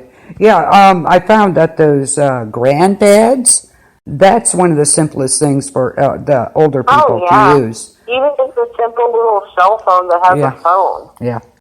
Where they can answer your little FaceTime or whatever. Do that. I mean, that's one big thing. The only thing is, cameras, they're still not allowed in rooms or recording devices. So if you have that, it's going to get taken out. Well, that's, that can't be. So anybody who thinks that, I'm going to put a nanny cam on, no, it's illegal. So even if you put one in there, even if you found anything, you couldn't do anything. No, I could. Somebody be paying for that. But anyway, don't be shy. This is where you may put your elderly, grandparent or mother or father in. So be picky. Come on, people. Don't just drop them off and leave them. Jeez. Well, and that's a lot of the problem, too. People do that. Yeah. I mean, it is sad. Like I said, it's not always facilities. It's also families, too. Yeah. They'll come visit them at Christmas and Easter, and they get back, mom don't recognize them. Well, hello. Yeah. Yeah, what a surprise, right? So shocked. Oh, that reminds me. I have to say this because I found this freaking hilarious. The mayor of New York, de Blasio, right? We showed those inmates, they let out a bunch of inmates, okay? Now they're out doing crimes. And he's like, you show them... Of course they are. Well, you show them, he's like, you show them mercy and this is how they repay us. How dare they? Are you kidding me? He acted like shocked. They're in there for a reason. It was hilarious the way he just said that. I was dying. They're committing crimes like, this is... my question is this, though, too. You let them out, but a lot of times felons can't get jobs. What do they think was going to happen? You got me on this one. You got me on it. None of it made any sense to me, but okay. It's like somebody said, they're already self-quarantined. Stop it. You have one person to a cell. How are they spreading it? So, I don't know. I think it was just more fear of the guards myself. Like, the guards were probably like, we don't want to deal with these guys, so... I don't know what the hell it is. But he was like shocked that they were doing crimes. It was like, okay. how dare they? I think the cops are so pissed off at him right now. Like, we caught these guys, we put them away, and now we got to get them. I just find it hilarious. Like, how dare they do this? Yeah, okay. But anyway, so yeah, this is where you're putting an elderly person, that you're supposed to care for, and you want as best as you can get for them. So don't take them at face value. I would never do that. I'll tell you what, I would at this point. Yeah. My dad's 80. These are strangers to you. My dad is 82, and I'll tell you what, I'll bring him to me before I put him in a nursing home. I guarantee you that after all this. Thing people need to understand is something called power of attorney. Yeah. Let me tell you how some things work. We've had this several times. I've seen this. We're like, let's say like one sibling's power of attorney. Yeah. Well, guess what? That sibling makes all the decisions. Yes. If they are not part of the power of attorney process, that one makes all the decisions, and facilities cannot talk to the other siblings unless the power of attorney says it's okay. Yeah. So let's say like your brother, for instance. Yeah. But or whoever, your sibling, cousin, whoever decides to freaking come in and say, okay, I'm going to be power of attorney.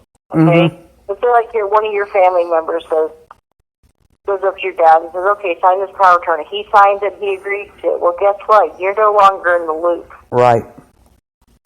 You no longer have any decisions over that person. You no longer have any decisions over your dad, your mom, whoever. Right. And if you call the facility, they can't tell you anything. Nope. Unless the power of attorney says it's okay. Yep. That's a good point. That's a good thing. When I first started in this business, a year, God, it's like 20 plus years. Yeah. There was these two sisters that used to go see their mom, Mm-hmm. and the one sister, they always came in, so one sister come in and she asked me, she says, how did mom eat today, blah, blah, blah. So I had to look, I'm like, oh, she ate pretty good, blah, blah, blah, whatever. Next thing you know, the next day I'm getting pulled into an office, and I'm like, what? Yeah. I'm getting reamed one side down the other because I told that lady how her mother ate. So what happened was that lady called the sister and said, well, Mom, you only ate this much, blah, blah, blah. You need to do this, this, this, this. So then that one got mad, called the facility and said, I want to know who told her how my mother ate. Okay. I broke HIPAA just by telling her how her mother ate. Wow. So literally, these facilities are not allowed to tell family members anything unless there's a power of attorney or the power of attorney approves it. There's a list then. Oh, yeah. There'll be a list of people you can actually talk to or call. Right. Yeah. And like in the CNAs that work there, they're not allowed to tell you really anything. Yeah. Like, they literally have to, unless it's like something like a med aid type thing where, for like me, like medicine and stuff, they want to know, like, what's mom taking? I can tell her that as long as it's just, like, so I can't tell her what it does, what it's for, then I have to, you need to go talk to my nurse. Yeah. Wow. So like, yeah, there you go. Deal with it, you can't, the CNAs can only tell you last time your mother took a dump or something. They're not even, That's very true. Yeah. If you're not on the list, even like for visiting and certain places and stuff, you can't. Yeah, that's not going to happen. Yeah. So, do your homework. Need to realize that, like if your parents in a nursing home and your sister or brother or cousin, whoever is the power of attorney, they don't have to tell you anything. Nope, they don't. Which is, I think is so wrong. But what do I know? Just me. That's just. But, I mean, that's just how the laws work. So, like, they have to tell your cousin or brother, but they don't have to tell you anything. Nope. Absolutely. Absolutely true. They can't tell you anything by law. So there you go. Make sure of that before you do anything. Make sure all your ducks are in a row. Yes, absolutely. Our ducks are in a row, so it's all good.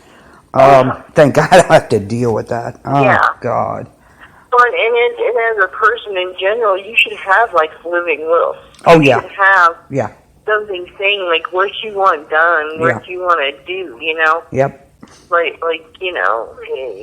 I've already told myself, if you ever have to put me in a place like that, just make sure I have loose-fitting clothing, because I hate them. Like, the families will bring in, like, the tightest clothing, and it's like you feel like you're going to break their arm trying to get them some loose clothing. Yeah. Something that, you can even do the stuff now where you can cut it in the back and make it Velcro or whatever, so it still looks like it's on, but it's like Velcro in the back. I always told her, give me loose-fitting clothing, make sure I have a TV, and I have a way to listen to music. Other than that, I don't care. Bye-bye. Yeah. There you go. Yeah, I could understand the loose clothing thing, absolutely. That's kind of, I wonder why that happened. I wonder why they... And look around at the employees and look at, any turnover rate, and that's a big thing. Yeah. If you're constantly seeing new people, there's a problem. Yeah. Constantly, Yeah. Like there you go. That's a good... else in the facility, So, yeah. Good information. See, that's what I wanted you to do, is basically, interview you. I'm not an expert. I can't tell you, books and things like that. Or no, but it's basic. This is basic info. What gets attention? Gets attention? Right. This is basic. Look at the cleanliness of the facility. Yeah. You know what I mean? If you go in and you're constantly smelling urine in a place, it's not a good place. Yeah. And a lot of times, you can... If your lobby is beautiful and the rest of the place is shitty, it's a shitty place. There you go. There you go. I also go by, sometimes they're attitudes. My ex's mom was in a nursing home and went to see her. And I didn't like the attitudes of some of the nurses or the head people. I just wanted to slap them. Yeah, that's everywhere. You're gonna find that everywhere. You're gonna find CNAs that are frustrated because they're overworked. Yeah. And they're running around, or and it never fails. I swear, it's especially the first few shifts during the day and the afternoon. Yeah. You could be running around ragged for 4 hours straight and decide to just sit down for a second, and that's when the family member will walk up to you, and you're thinking, you can see it on their face, oh, it must be nice, so lazy. Yeah. Well, I mean, it's the way they talk to you or whatever. You can sometimes tell, Oh, yeah. You can read people. Oh, you'll always come across this. I've come across the coolest nurses on the planet that you will ever want to meet in your life, and then I've come across the most egotistical, just jackass nurses you'll ever meet in your life. Yeah. I'm like that. Yeah. It's true. Yeah. I have met some of the coolest people. Nurses, and they're just down. But then you'll have those ones because they've got RN behind their name. They're like, I know more than. It's like, no, you're just an educated idiot. That's right. That's right. Exactly. There you go. And that's true. And that's another thing. Just because people have a license don't mean they know what they're doing. Yeah, this is true. That's so obvious. Yes, absolutely. That's anything. You know what I'm saying? It's like people don't understand. Like nursing school is really hard, but it's the multiple choice test. It really is.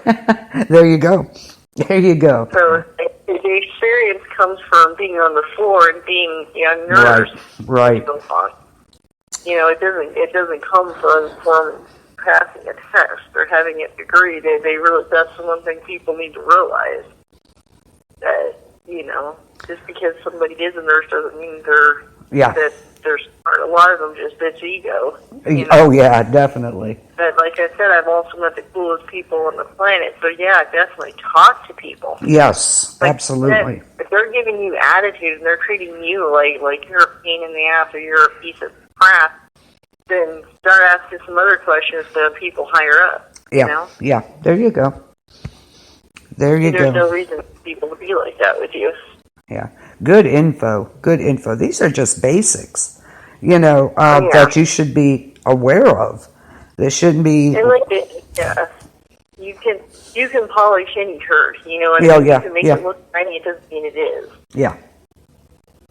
So, you just look around. Like I said, the facility, I'm not going to say my facility's problem-free, because no facility is, but this is definitely, when I'm at one of the nights, like I said, we are literally, right now, every single shift on every single unit, we have got to bleach the crap out of those places. We disinfect 3 Right. times a day. Plus, the housekeepers still come in and disinfect stuff. Awesome.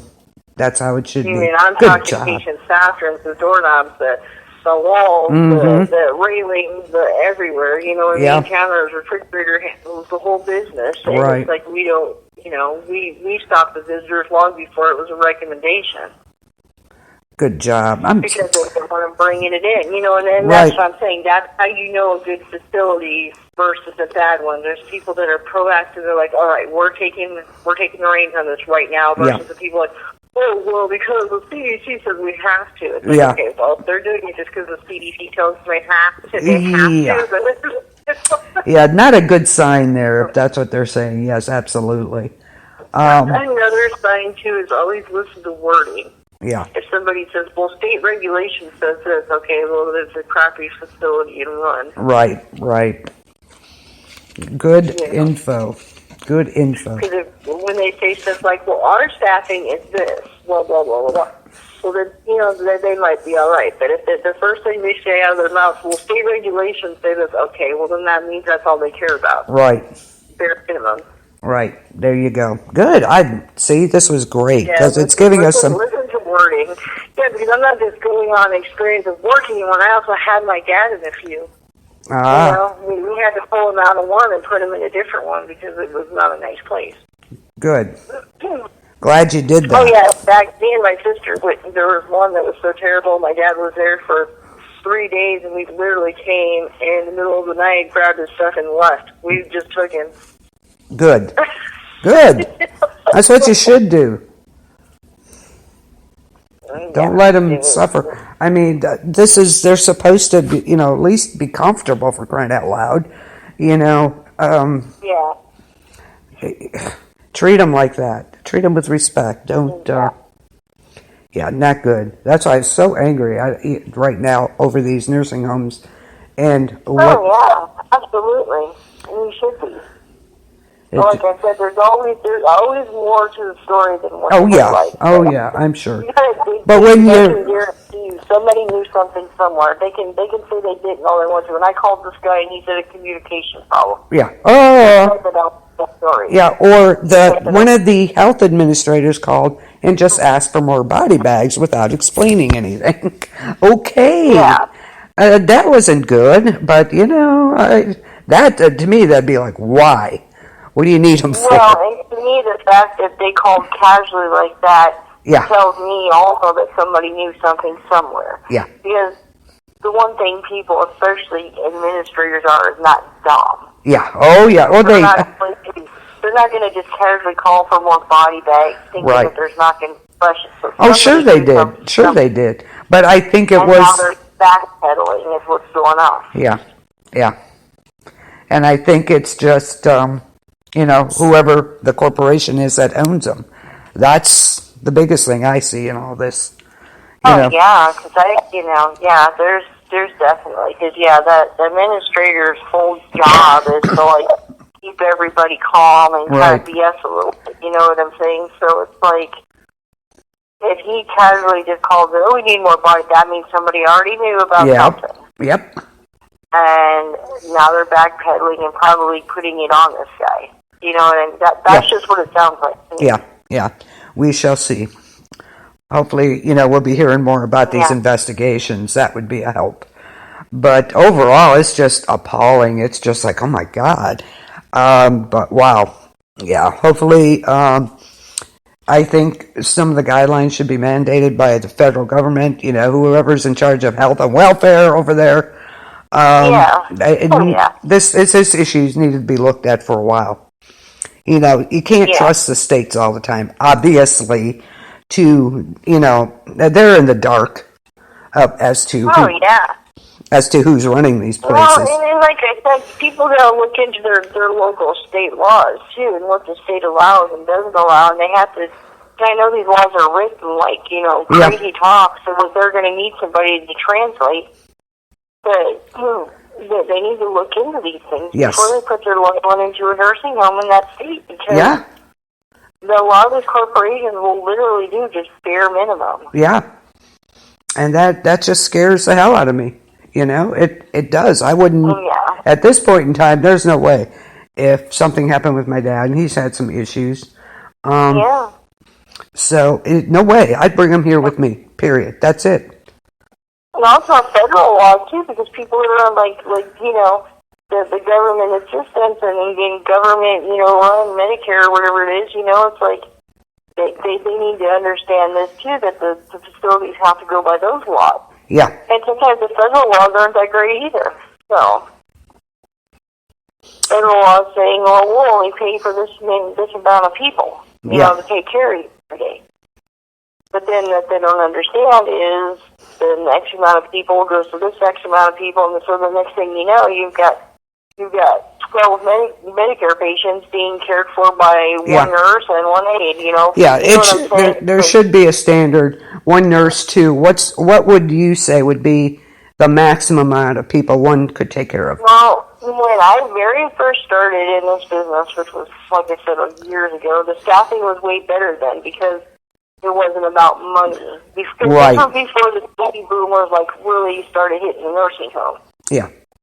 You know what I mean? But once the baby boomers started hitting the nursing homes, well, then that's when a lot of standards changed because there wasn't enough people. Yeah. So when I very first started, like, first shift, it was like one person for 8 people. And second shift was like one per, I'm trying to remember. We had a 32-unit place, like each unit had 32 people. First shift had 5 people. Second shift had 4 people, which wasn't that bad for back then. And then there were 2 people at night. You know. Yeah. So and then there was like a nurse for each unit. Day shift had 2 nurses. Second shift had 1. And then third shift had 1 nurse per 2 units. So it was like 1 nurse per 64 people. 2 aides for every 32 people on third shift, you know? Yeah. And that was not a bad standard, but since the baby boomers hit the nursing homes, the standards have, lowered way. Like, now it's crazy. Sometimes you'll have, 1 per, 15 people. Yeah. What do you think? What can one person handle? What would be... I don't think that one person should take care of more than 10 people. There you go.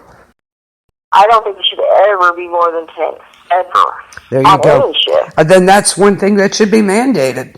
You have to have one person for every 10. I think it should go by levels of care, too. Like, if you're talking a memory care unit where people are, like a little, off their filter, I don't think it should, I think, I don't think it should be more than 6. There you go. Okay. How many nurses should they have, do you think, for every shift? If the nurses are passing medicine on top of paperwork and managing and stuff like that, there shouldn't be, in my opinion, there shouldn't be less than 1 nurse per unit. In other words, some facilities have what they call, they'll have a few nurses and they have a charge nurse. You know what I mean? Yeah. That charge nurse and he or she is in charge of the whole facility. Right. And stuff like that. But, day shift is always well staffed. Yeah. Yeah. Because, they have a lot more going on, physical therapy, different things like that. That's when all their paperwork gets done and all that kind of stuff. Second shift, in my opinion, in most places, second shift really gets the shaft. Because that's like the swing shift type, like maybe 8 to 11 or 8 to 10. They usually staff them less than the day shift, but then they have the sundowners. And that's when people kind of, I don't know if anybody knows what that is, but it's like, for some reasons, a lot of patients kind of start getting a little loopy when the sun goes out. Yeah, yeah. They'll get violent, or they'll get, but for some reason they staff less and they have less nurses and less people, but they seem to always get the shaft. And then third shift, which where I work now, I've worked all 3 shifts. Yeah. You have minimal staff then, which, most of them do sleep, but a lot of them don't sleep. Yeah, yeah. So do you think you should have 2 nurses then, at least, minimum? I don't think a nurse in a nursing home should be responsible for more than 15 people at a time. in a nursing setting. If it's like a rehab center, Yeah. they have a lot less. Yeah. But for some reason, and I've never understood that either. Like, they'll have one person, and then for some reason, when it turns 6 a.m., they all of a sudden need 4 people. Yeah, exactly. Yeah, I've been through that myself. The same people, like I said, I really don't think anybody ever should be taking more, like 10 people. Well, that's what they do, even the second shift, and a lot of people. I've always gotten screwed with people. I have one register open at 7. Are you kidding? Yeah. In the summer, you can't do that. Yeah. It's like... That's unfortunately, that's how it is in a lot of places for some reason. And then that's all about numbers. Right. And money, That's all about money and numbers right there. Right. So good. I think maybe, after they look into a lot of these things, maybe things will change. We can hope, right? Oh, you never know. And then violence, too. A lot of people don't understand what healthcare workers go through, not just in ERs. And a lot of people say nurses, and they don't understand. And most of the time, especially in nursing homes, your family member maybe sees a nurse twice a shift, if that. Uh-huh. And it's usually just to pass their medicines. Yeah. I would say probably 80 to 90% of the time, your family member is being taken care of by CNAs, which is Certified Nurses Assistants. There you go. They're the ones that see your family member. Yeah. They're the ones that take care of them. They're the ones that do just about everything. And in a lot of places, like where I work as a med aide, we're the ones that pass their meds. So some nurses could even tell you what your family member looks like sometimes. Right. Not my facility, they have to do rounds and stuff, but like I said, that's the difference between a better facility and a crappy one. Uh-huh. You know what I mean? Like our nurses do the rounds and they come down, they ask questions, but you'll find other places where, honest to God, that most of the nurses couldn't tell you what your family member looked like. But that's the one they talk to. Though they talk to the nurse, and it's like that nurse ain't seen your mom since last Sunday. Yeah. Because most of the time the nurses don't go in the patient's room unless there's something wrong. They only know something's wrong by the CNA. Right. That's a lot of things that people do not understand about facilities. They think the nurses are like right there and have no.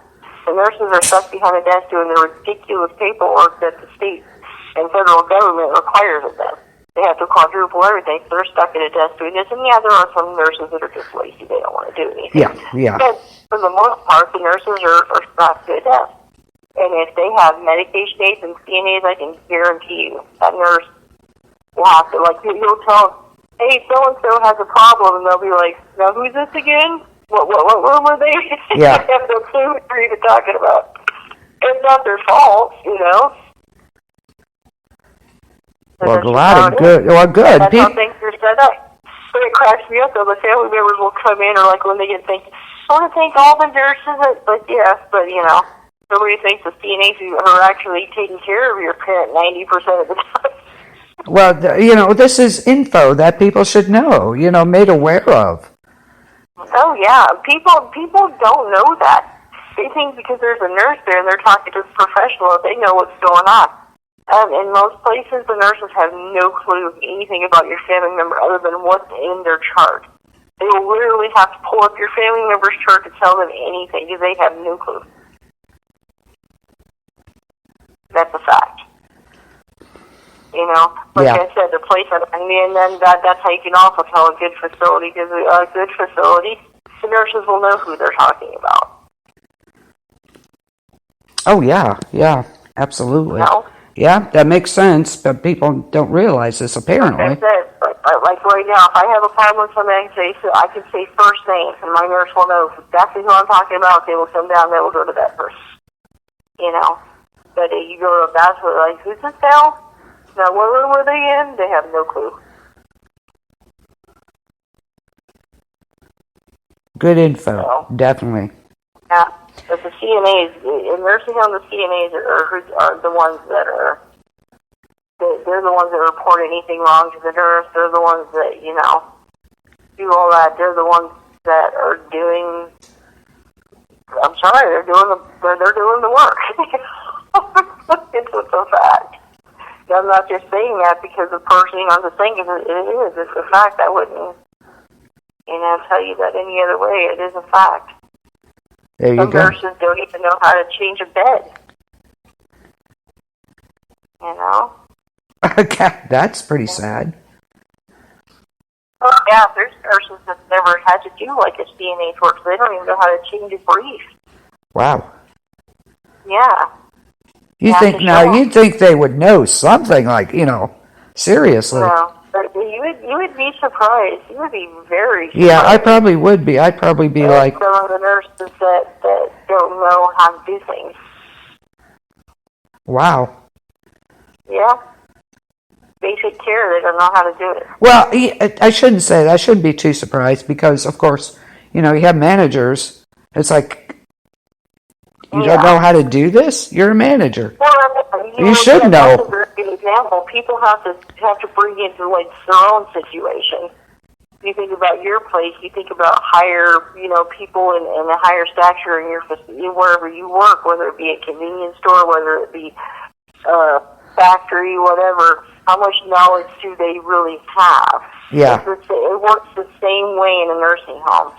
Yet the higher ups, they don't do, the patient care and stuff like that, and you got the workers who do everything, but, Yeah. But, build the shadows. It's everywhere you work. Yeah, but it's so weird. You're a manager, but you don't know how to do this. To me, if you don't know how to do it, you better learn. I'm sorry, but... But there's a lot of people there. There's a lot of places that are like that. I know, and I don't get it. How can you run a store if you don't know what actually is involved? That's what I think. I don't know. If you... One of the very first places I worked at, in fact, it was the first place. I was there for 10 years. And that's like I said, that's what I always compare every place to. Right. Because it was a really, really, really good... Actually... A lot of it was run by nuns, which, they're very strict, if people don't know that. Right. But it was a very, very strict facility, but it was a good facility. And they actually made the nurses work the floor. Good. So that way they knew what's going on. They made them, I think it was once a year they had to work for a week or something like that. Good. They had to work as a CNA, just so they could be reminded. Right, and I think that's... But, if you don't know what running a register entails, I think you should learn. I mean... Well, yeah, exactly. And they don't, or how to get, can you do this? Because I can't do it. Seriously? Or you're running this store. Shouldn't you know these things? I'm just saying. Well, that's the thing, and that's what a lot of people don't realize in places like that. It's like, I would tell you, it's not a funny story. This is a really crappy story, but this was one of the places that I left. I told you if there's a few places that I only worked at, I wouldn't be affiliated with those places. Right. And this was one of them. There was one time the fire alarm went off, and they said, oh, we lost because it's the real thing, there's a fireball. So me and the other two girls that I was working with, we're going around, we're shutting the doors, doing what we're supposed to do, we're stuffing towels, with towels down by the doorway to make sure no smoke gets in, all this stuff. When we turn around, our nurses are gone. When all this chaos is over, where'd they go? Yeah. So we thought maybe they slipped out to go fight the fire or something. Nope. There was two of them. The fire department found them in the parking lot. They slipped out the side door and flat out said they weren't going to die, that those people were old and they weren't going to die for them. Oh, my God. So here we're there, at the time I was fairly young, and the two girls I was working with, I think one was 18, the other one was 19, so there we are. Wow. The were a little bit older, they slipped out the side door. Wow. We didn't have a job the next day. Isn't that your job? Yeah. I'm just saying. Yeah. Wow. Yeah, they slipped straight out the side door. Wow. That's there. I'm freaked out by that. That's crazy. And then come to find out, it was a kitchen rag that was on fire in the kitchen, but they got it right away. But isn't that crazy? That is that crazy. Really happened. That really happened. So, like I said, there's good and bad in any place you go. You will find the best of the best in places, even in the crappiest places. You will find people there that are just dedicated, and they're only for the patients. And then you'll find the other ones that are there on their phones going, I don't care about the people, you know what I mean? Yeah. Yeah. Wow. And even as good as my facility is, it's, like I said, the facilities I've worked at, it's definitely, in the top. Yeah. I've heard some of the younger employees say, well, we get a case of COVID here, I'm out, I'm not coming back. Yeah. Okay. Yeah, that kind of angers me. Isn't that your job? I mean, I'm just saying. Well, yeah, we deal with stuff all the time. Yeah. It's like, it's where you're, I understand this is more contagious and whatever, but it's like, it's still. You also need to understand that, you have a job to do. You're supposed to protect That's why you guys. That's why you guys are the heroes here. So. Well, I don't know about all that. Thank you for that. Yeah, you keep going in. Yeah, as far as like I said, that main one, it is true. If you walk into a facility and their lobby is grand and it's gorgeous, and they got like these gorgeous couches and tables and these beautiful rugs, and you go to the rest of the facility that looks like crap. Yeah. Like there's no pictures, there's nothing along the facility, then it's a dump. Get out of there. Yeah. Okay. There you go. Rule of thumb there. There you go. Yeah, that means all they care about is impressing you, and they don't care if their patients live in a nice place. Okay. That's awesome advice. Hope everybody's listening to that. So, if especially in these times, you really got to be careful anymore. Apparently, so please follow some of these guidelines she laid out. Don't take it at face value, please. No, don't ever. That's like I said, and I know it's such a weird thing to say about a place, but I can tell you from personal experience, every place I ever worked at that was a dump, that's how it was. Okay. Their lobby was beautiful. Their lobby was gorgeous. It had these gorgeous pictures and all these little glass little things everywhere. But then literally the second you got out of that lobby, you turn the corner, there's nothing on the wall. Yeah. It'd be like, going from... Looks like a mental institution. Like example, like the place I'm at now. Still in the lobby, it's gorgeous. You turn the corner, it's still gorgeous. There's still nice walls. There's painting. The floors are kept up. There's, the base floors are clean. There's no scratches, stuff like that, Yeah. The only thing you might see is like wear and tear on the railings, which, that happens everywhere. Yeah. But it's like the chairs are good. The tables are good. Everything's just it's a very nice facility. So they take pride in their facility. They take pride in how their residents live. So, good. Yeah. If they don't care what their place looks like where the residents live, it's a dump. There you go. Rule of thumb there. Good one, too. So, that's why I wanted to talk to you about this. You're a healthcare worker, and you have more insight than I do. I wouldn't have a clue. So. Oh, yeah.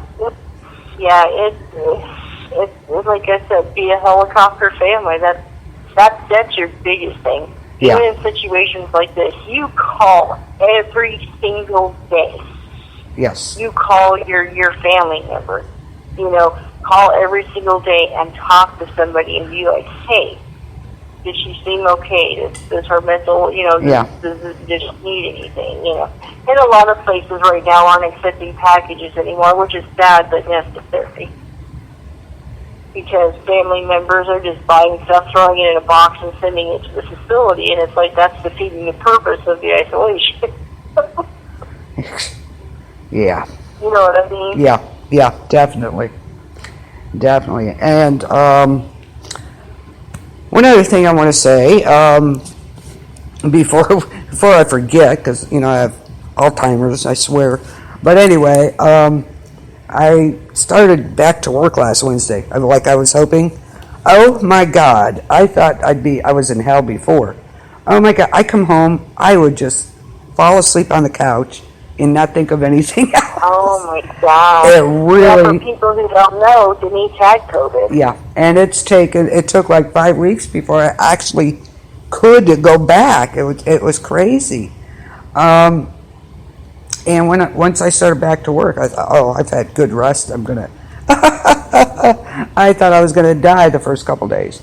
I was like, no, I can't do this.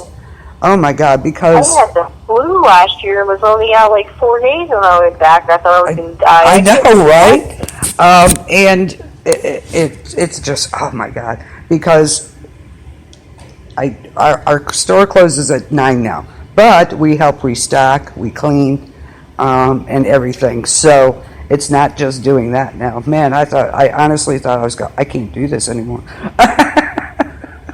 So, I apologize for not being on. I just came home and just kind of conked out. I was done. And then I wake up about 3 or 4 and go to bed. So, so I think we got it pretty licked now, I hope. Geez, honestly, I just was like, I don't know if I can do this. It was like starting from day one. You know what I'm saying? You're not used to it. Oh, yeah. So I do apologize. So, and I didn't even know what day of the week it was. I swear to God. And it's still. I know, but when you first got sick, I knew you had COVID. I was like, you got it, and then when they wouldn't test you at first, it's like, are you kidding me? Yeah, we didn't have the tests. So, that was before Ohio got any tests in. It was crazy. But, definitely had it. So, yeah. That's what people are like, well, does anybody even know anybody with COVID? I'm like, I do. Yeah, you do. That's for sure. That was horrible. I'll tell you what. I hope to God nobody out there gets it. I hope you don't get it. I remember when you got sick and I didn't hear from you for like 3 days. I was like, I was talking to Chris or have you heard from Denise? No. Something wrong. She's just not going to talk to people for 3 days. Yeah. I was in bed for 4. So I wasn't. But that's the last thing I was thinking of for sure was getting on my phone. I didn't talk to anybody. No, that's crazy. But so I apologize. We're getting back on schedule. So and thank you, Michelle, for doing this tonight because I just thought it was really important. Oh, it's no problem. We look into this. Yeah, I'm glad we kind of delved into it because, like I said, there's a lot of the stories you cannot take it at face value. Right. It sounds tragic and all, but I can guarantee you somebody knew something. Oh yeah. Definitely. Yeah, because it's, like I said, the one thing administrators and people like that they're not stupid. No, obviously. They're like, oh, hey, we need more body bags. Yeah, and what? I think anybody's going to find that suspicious. So for that person to do that so casually, somebody knew something somewhere. Oh, yeah, there's no doubt. And unfortunately, I think it was whoever owns the place or whoever's running, whatever the case is. Well, even in the state people, and so somebody knew something. Yeah. Because you just don't do that, you know what I mean? And the town just asked for body, because they're not going to call and ask for body bags. Well, they said they took out 3 or 5 and then the next day 3, but they had no idea these people that were coming in there with them, or the health official, did not know there were 17 bodies in one room. So they say. Yeah. I don't trust that. Yeah, okay, I should say that, so they say. Yeah, so. Just getting it out there, because to me it's an issue, and it has been for a long time. This is just bringing it out, I think, in some of them.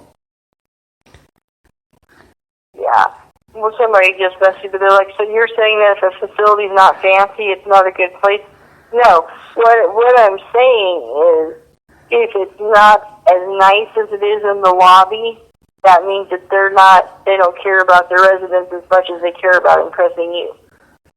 That's what I'm saying. Yeah, I'm not saying places have to be fancy. They don't have to be fancy, but they have to be clean. They have to be nice. They have, if you go into a unit and there's absolutely nothing on the walls, the walls are scratched up and the paint's peeling, and you go down the halls and it looks like an institution, and they don't care. There you go. About what their residents see or how they feel. Yeah. It means that they don't think of that as a home, they think of it as an institution.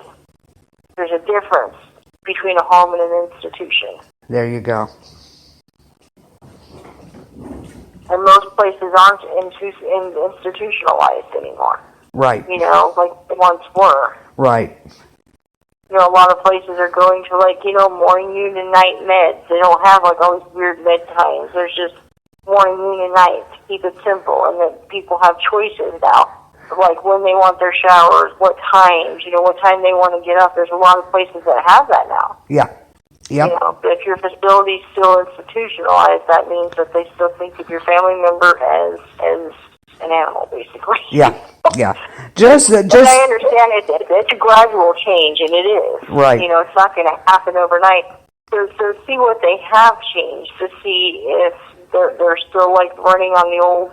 Right. You know, gotta have them all up at 4 o'clock in the morning, and gotta have them all dressed and ready for breakfast by 6. And, you know, they're gonna sit around and wait for breakfast till 8:30. They're gonna have it, you know, 8:30, and they're gonna sit in the rooms and stare at the wall for 5 hours. Nothing going on. Right. Exactly. These are just guidelines. We're not saying they are or not, but she's giving you some guidelines to go by. You know, what to look for. And checking their activities, too. Yeah. Oh, yeah, good idea. Yeah. You know, if all they have is bingo every day, all day, then, you know, it's not a good society. Yeah.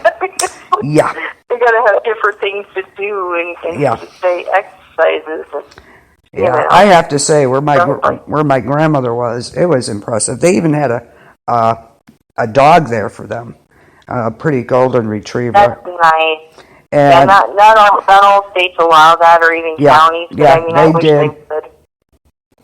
So it was very nice. They had this big fireplace and great room, and this huge, this big long table for the dining area.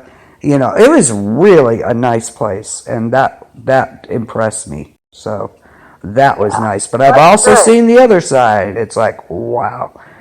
Well, that's what I'm saying. I worked at one, like I said, they're a real nice place. I worked there for 10 years. The only reason I quit there is because I moved, you know. But I worked in some place. There was one place I worked for 2 days. Yeah. Wow. And I knew, so by that time I had experience, and I knew what was good and what like. And I worked there 2 days, and I'm like, oh no. Good for you. Good for you. Yeah, you cannot work there. Yeah, didn't take a rocket science, huh? Good. So I thank you for doing this tonight. If I stay at a facility for more than 6 months, it's a good place. There you go. Yeah, if you don't know by then you probably will never know it, I guess. So you're down in the trenches there. You're Well, like I said, any place people gripe about, because, you know, you place to another place, and then all of a sudden everything irritates you. It's like, she just dropped her pin like that and just kept walking. But, you know, but for the most part, you know, like I said, that this place is not where I'm at. It's not perfect. No place is perfect. No. But it's way better than you know. I mean, like I said, they got proactive with COVID crap. They were way ahead of what. Good. That is the best way to be. So good for you guys. That's great. That is great. Do you realize it's still April? I know. Isn't that crazy? Is this month ever going to end? I swear. Oh my God. I literally called. I called my scheduling lady today. I literally did this because. I couldn't figure out where, like, I was getting all confused, and, like, I'm kind of going nuts, and it's not just stir crazy, because I don't like staying home. I'm a homebody idiot. Yeah. So I started thinking about it. It's like, I'm alone at home. I don't see my kids, my grandkids. Right. I go to work, and the unit I was on, I was alone there. You know what I mean? Yeah. So it's like, I told her, so we gotta do something. You gotta switch me around, move me. I need to keep in contact. I'm going crazy. Yeah. Oh, dear. She is. That's another side of a good place. Yeah. Willing to help me out. Yeah. That is for sure. I know, but I can't believe it's still April. It's like, God, next week yet? Jesus. This month has been... It seemed like it lasted a really long time. It's still not over. Damn it. I don't know. I think it's just, isolation. Like, we're on isolation, so... May 23rd or 4th. Oh, yeah, that's like right. That's right. I don't know what Dwayne's going to go because he's with your governor and a couple other ones that they're going to go by what each other's doing. So we'll see. I don't know. Yeah, because ours is like till May something right now. Yeah, we'll see. We'll see. We're calling it safer at home order. It's not like a mandatory thing that, there's a lot of stuff about this whole, like I said, I believe in what it should be. You know what I mean? Yeah. Like, soldiers, they should be in isolation, whatever, Right. but it's like, I don't understand this whole safer at home work. It's really not doing anything. It's just closed like Kohl's and stuff. It's like, other stuff is still open. Not ours. The restaurants aren't open. There's to go. Yeah, you can take out. But that's what I mean. That's what I mean. And it's like, and the grocery stores are still open, and the gas stations are still. I don't know. There's things I don't get. Yeah, I know some of them. But your truckers need to get fuel too, I guess. So, and it's so ironic. Gas prices at the lowest prices ever, and we can't go nowhere. So, it's crazy. It's crazy. It's crazy. But we'll get through it. And I can't believe it's actually only been a little over a month we've been in quarantine. Actually, can you imagine if we? It seems like a lot longer, doesn't it? Yeah. But can you imagine if it was worse and we had to do this for 3 or 4 months? So some places are doing it for the rest of the year, they're saying. Yeah, so we'll see how that goes. I just worry about a new outbreak. So we'll see what happens. So, again, you have anything more to add? I'm reading a question here. Okay. Kind of a long one. Oh, okay.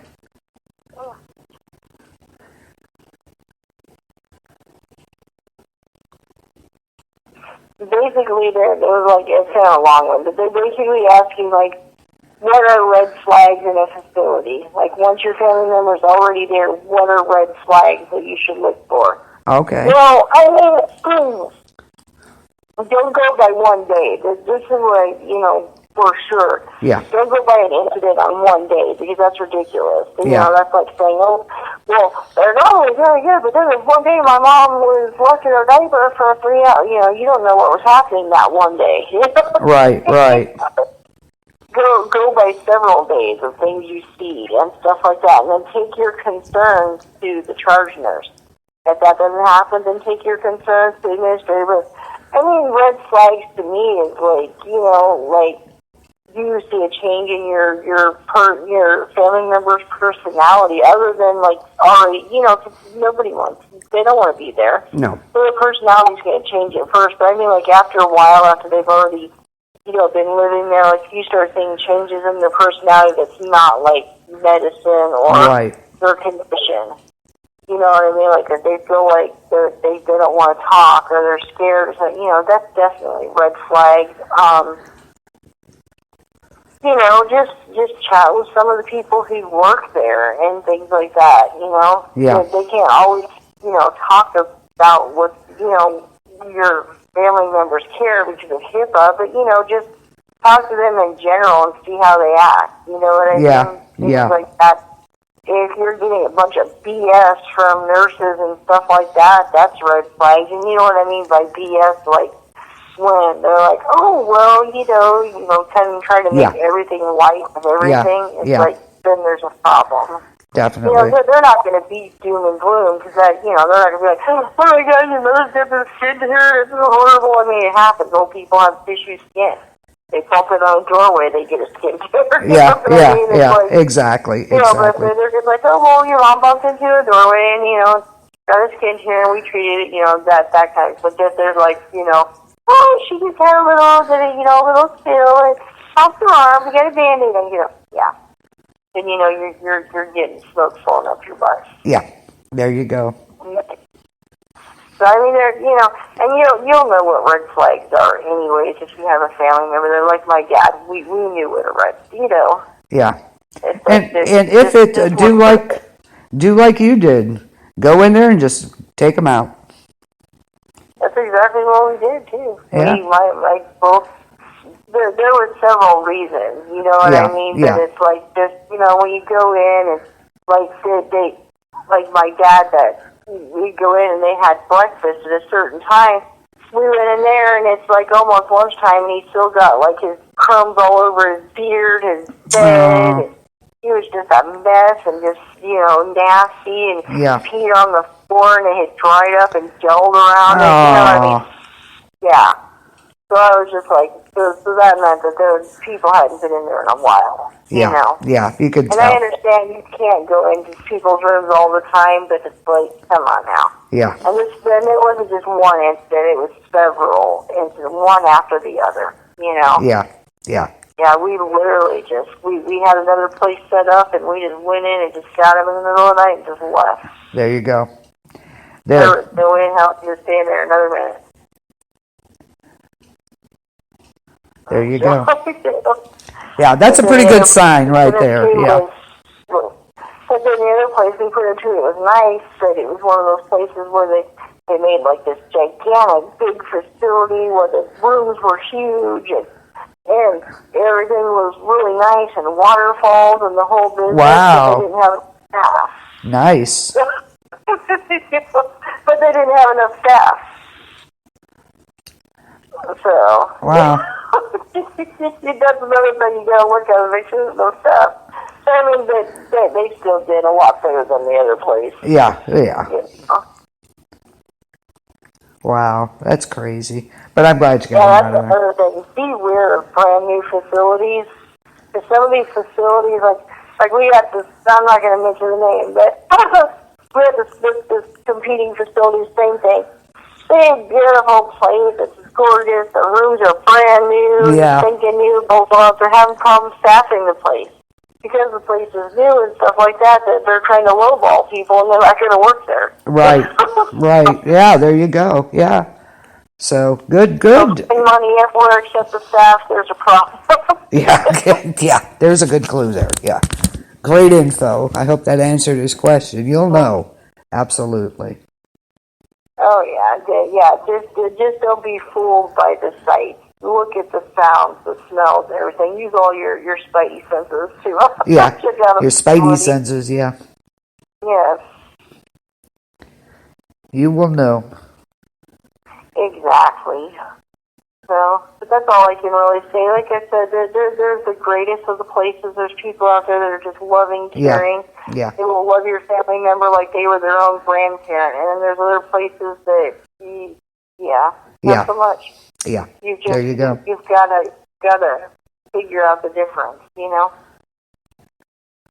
And it sucks that it has to be that way. And then, and just because some places are I hate when people go, the Medicare facility.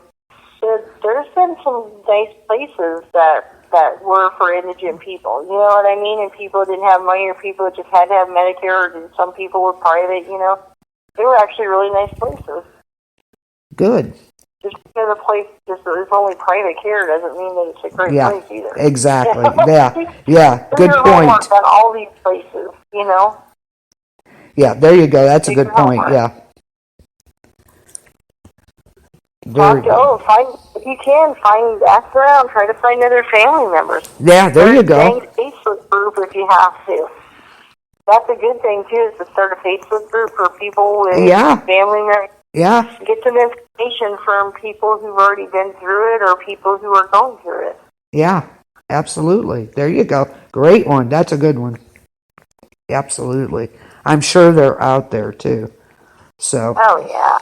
I'm sure they're out there. So, just, go by guidelines, kind of the one we listed, she talked about, common sense, of course, and, you can usually tell. I don't think you'll have too much problems with that. Just, go by your gut instinct, too. That's always, hasn't failed me yet, so. Unless I choose to ignore it, then, yeah. Okay, I'll just ignore it this time. No. But you laid out some good guidelines. Talk to the workers. I think that'll help a lot of people. At least I hope it does. So, like I said, these news stories, start digging into it. Don't take it with the headline stuff. Yeah. Like I said, that New Jersey story, I can tell you there's a lot more BS. Oh, I'm sure. Oh, hopefully we'll get more updates on these investigations they're doing now. So we shall see, I guess. Yeah. We'll see how this all works out, right? Oh, yeah. Okay. So anything else you want to add or talk about? Not that I can think of. Everybody stay safe. Hand washing, again, is like your key to life right now. Yes. Keep your hands. Yeah. Big time. Absolutely. Stay safe and healthy out there. And thank you again, Michelle, for doing this the way we did it. I think it was very informative. I'm well informed now, a lot more than I was. Well, I hope so. Like I said, I can only tell you what I know. I'm sure there's a lot better people out there with more knowledge than I could ever tell you. But I don't know the inner workings. I don't know all behind the scenes stuff. I just know from just what I've experienced. Yeah. Well, you've worked in great ones like you are now, and you worked in crappy ones like you did. So you know. Yeah. So you kind of know the signs. So there you go.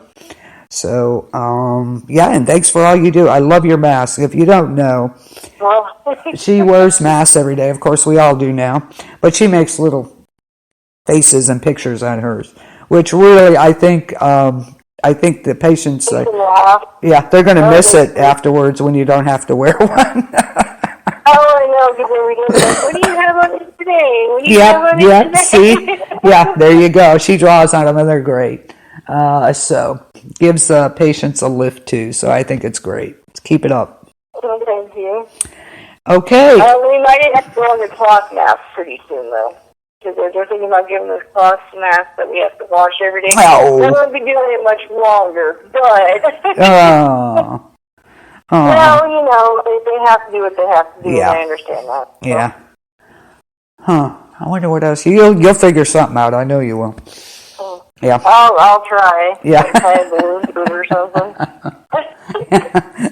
I know you will. You'll work something out. You'll figure it out. So I'll figure it out. So that about does it for me tonight. I don't have anything more to add.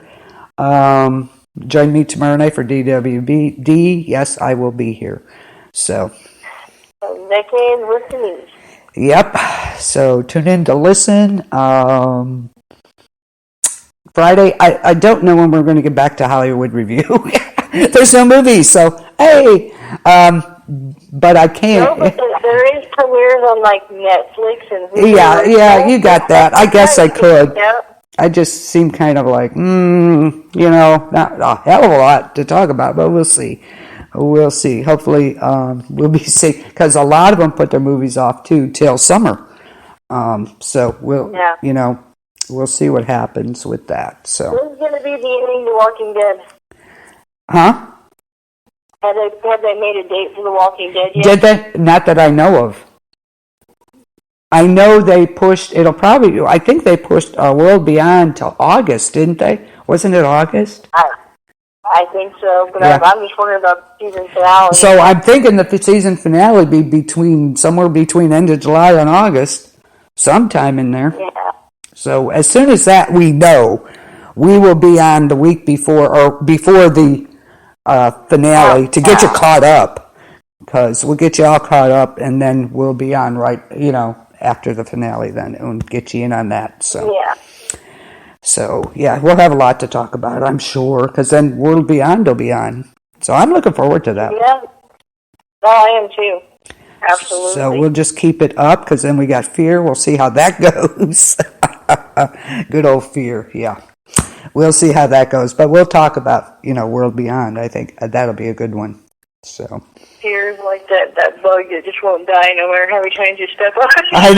I know it. I just... I keep trying. I don't think I've finished a season yet of that show, but we'll see. We'll see what happens. We shall see. Yeah. We'll see. Yeah. So, okay. That's, have a great night, everybody. Thank you for listening. Thank you, Michelle, again. Yeah, y'all. And peace out, y'all. Stay safe.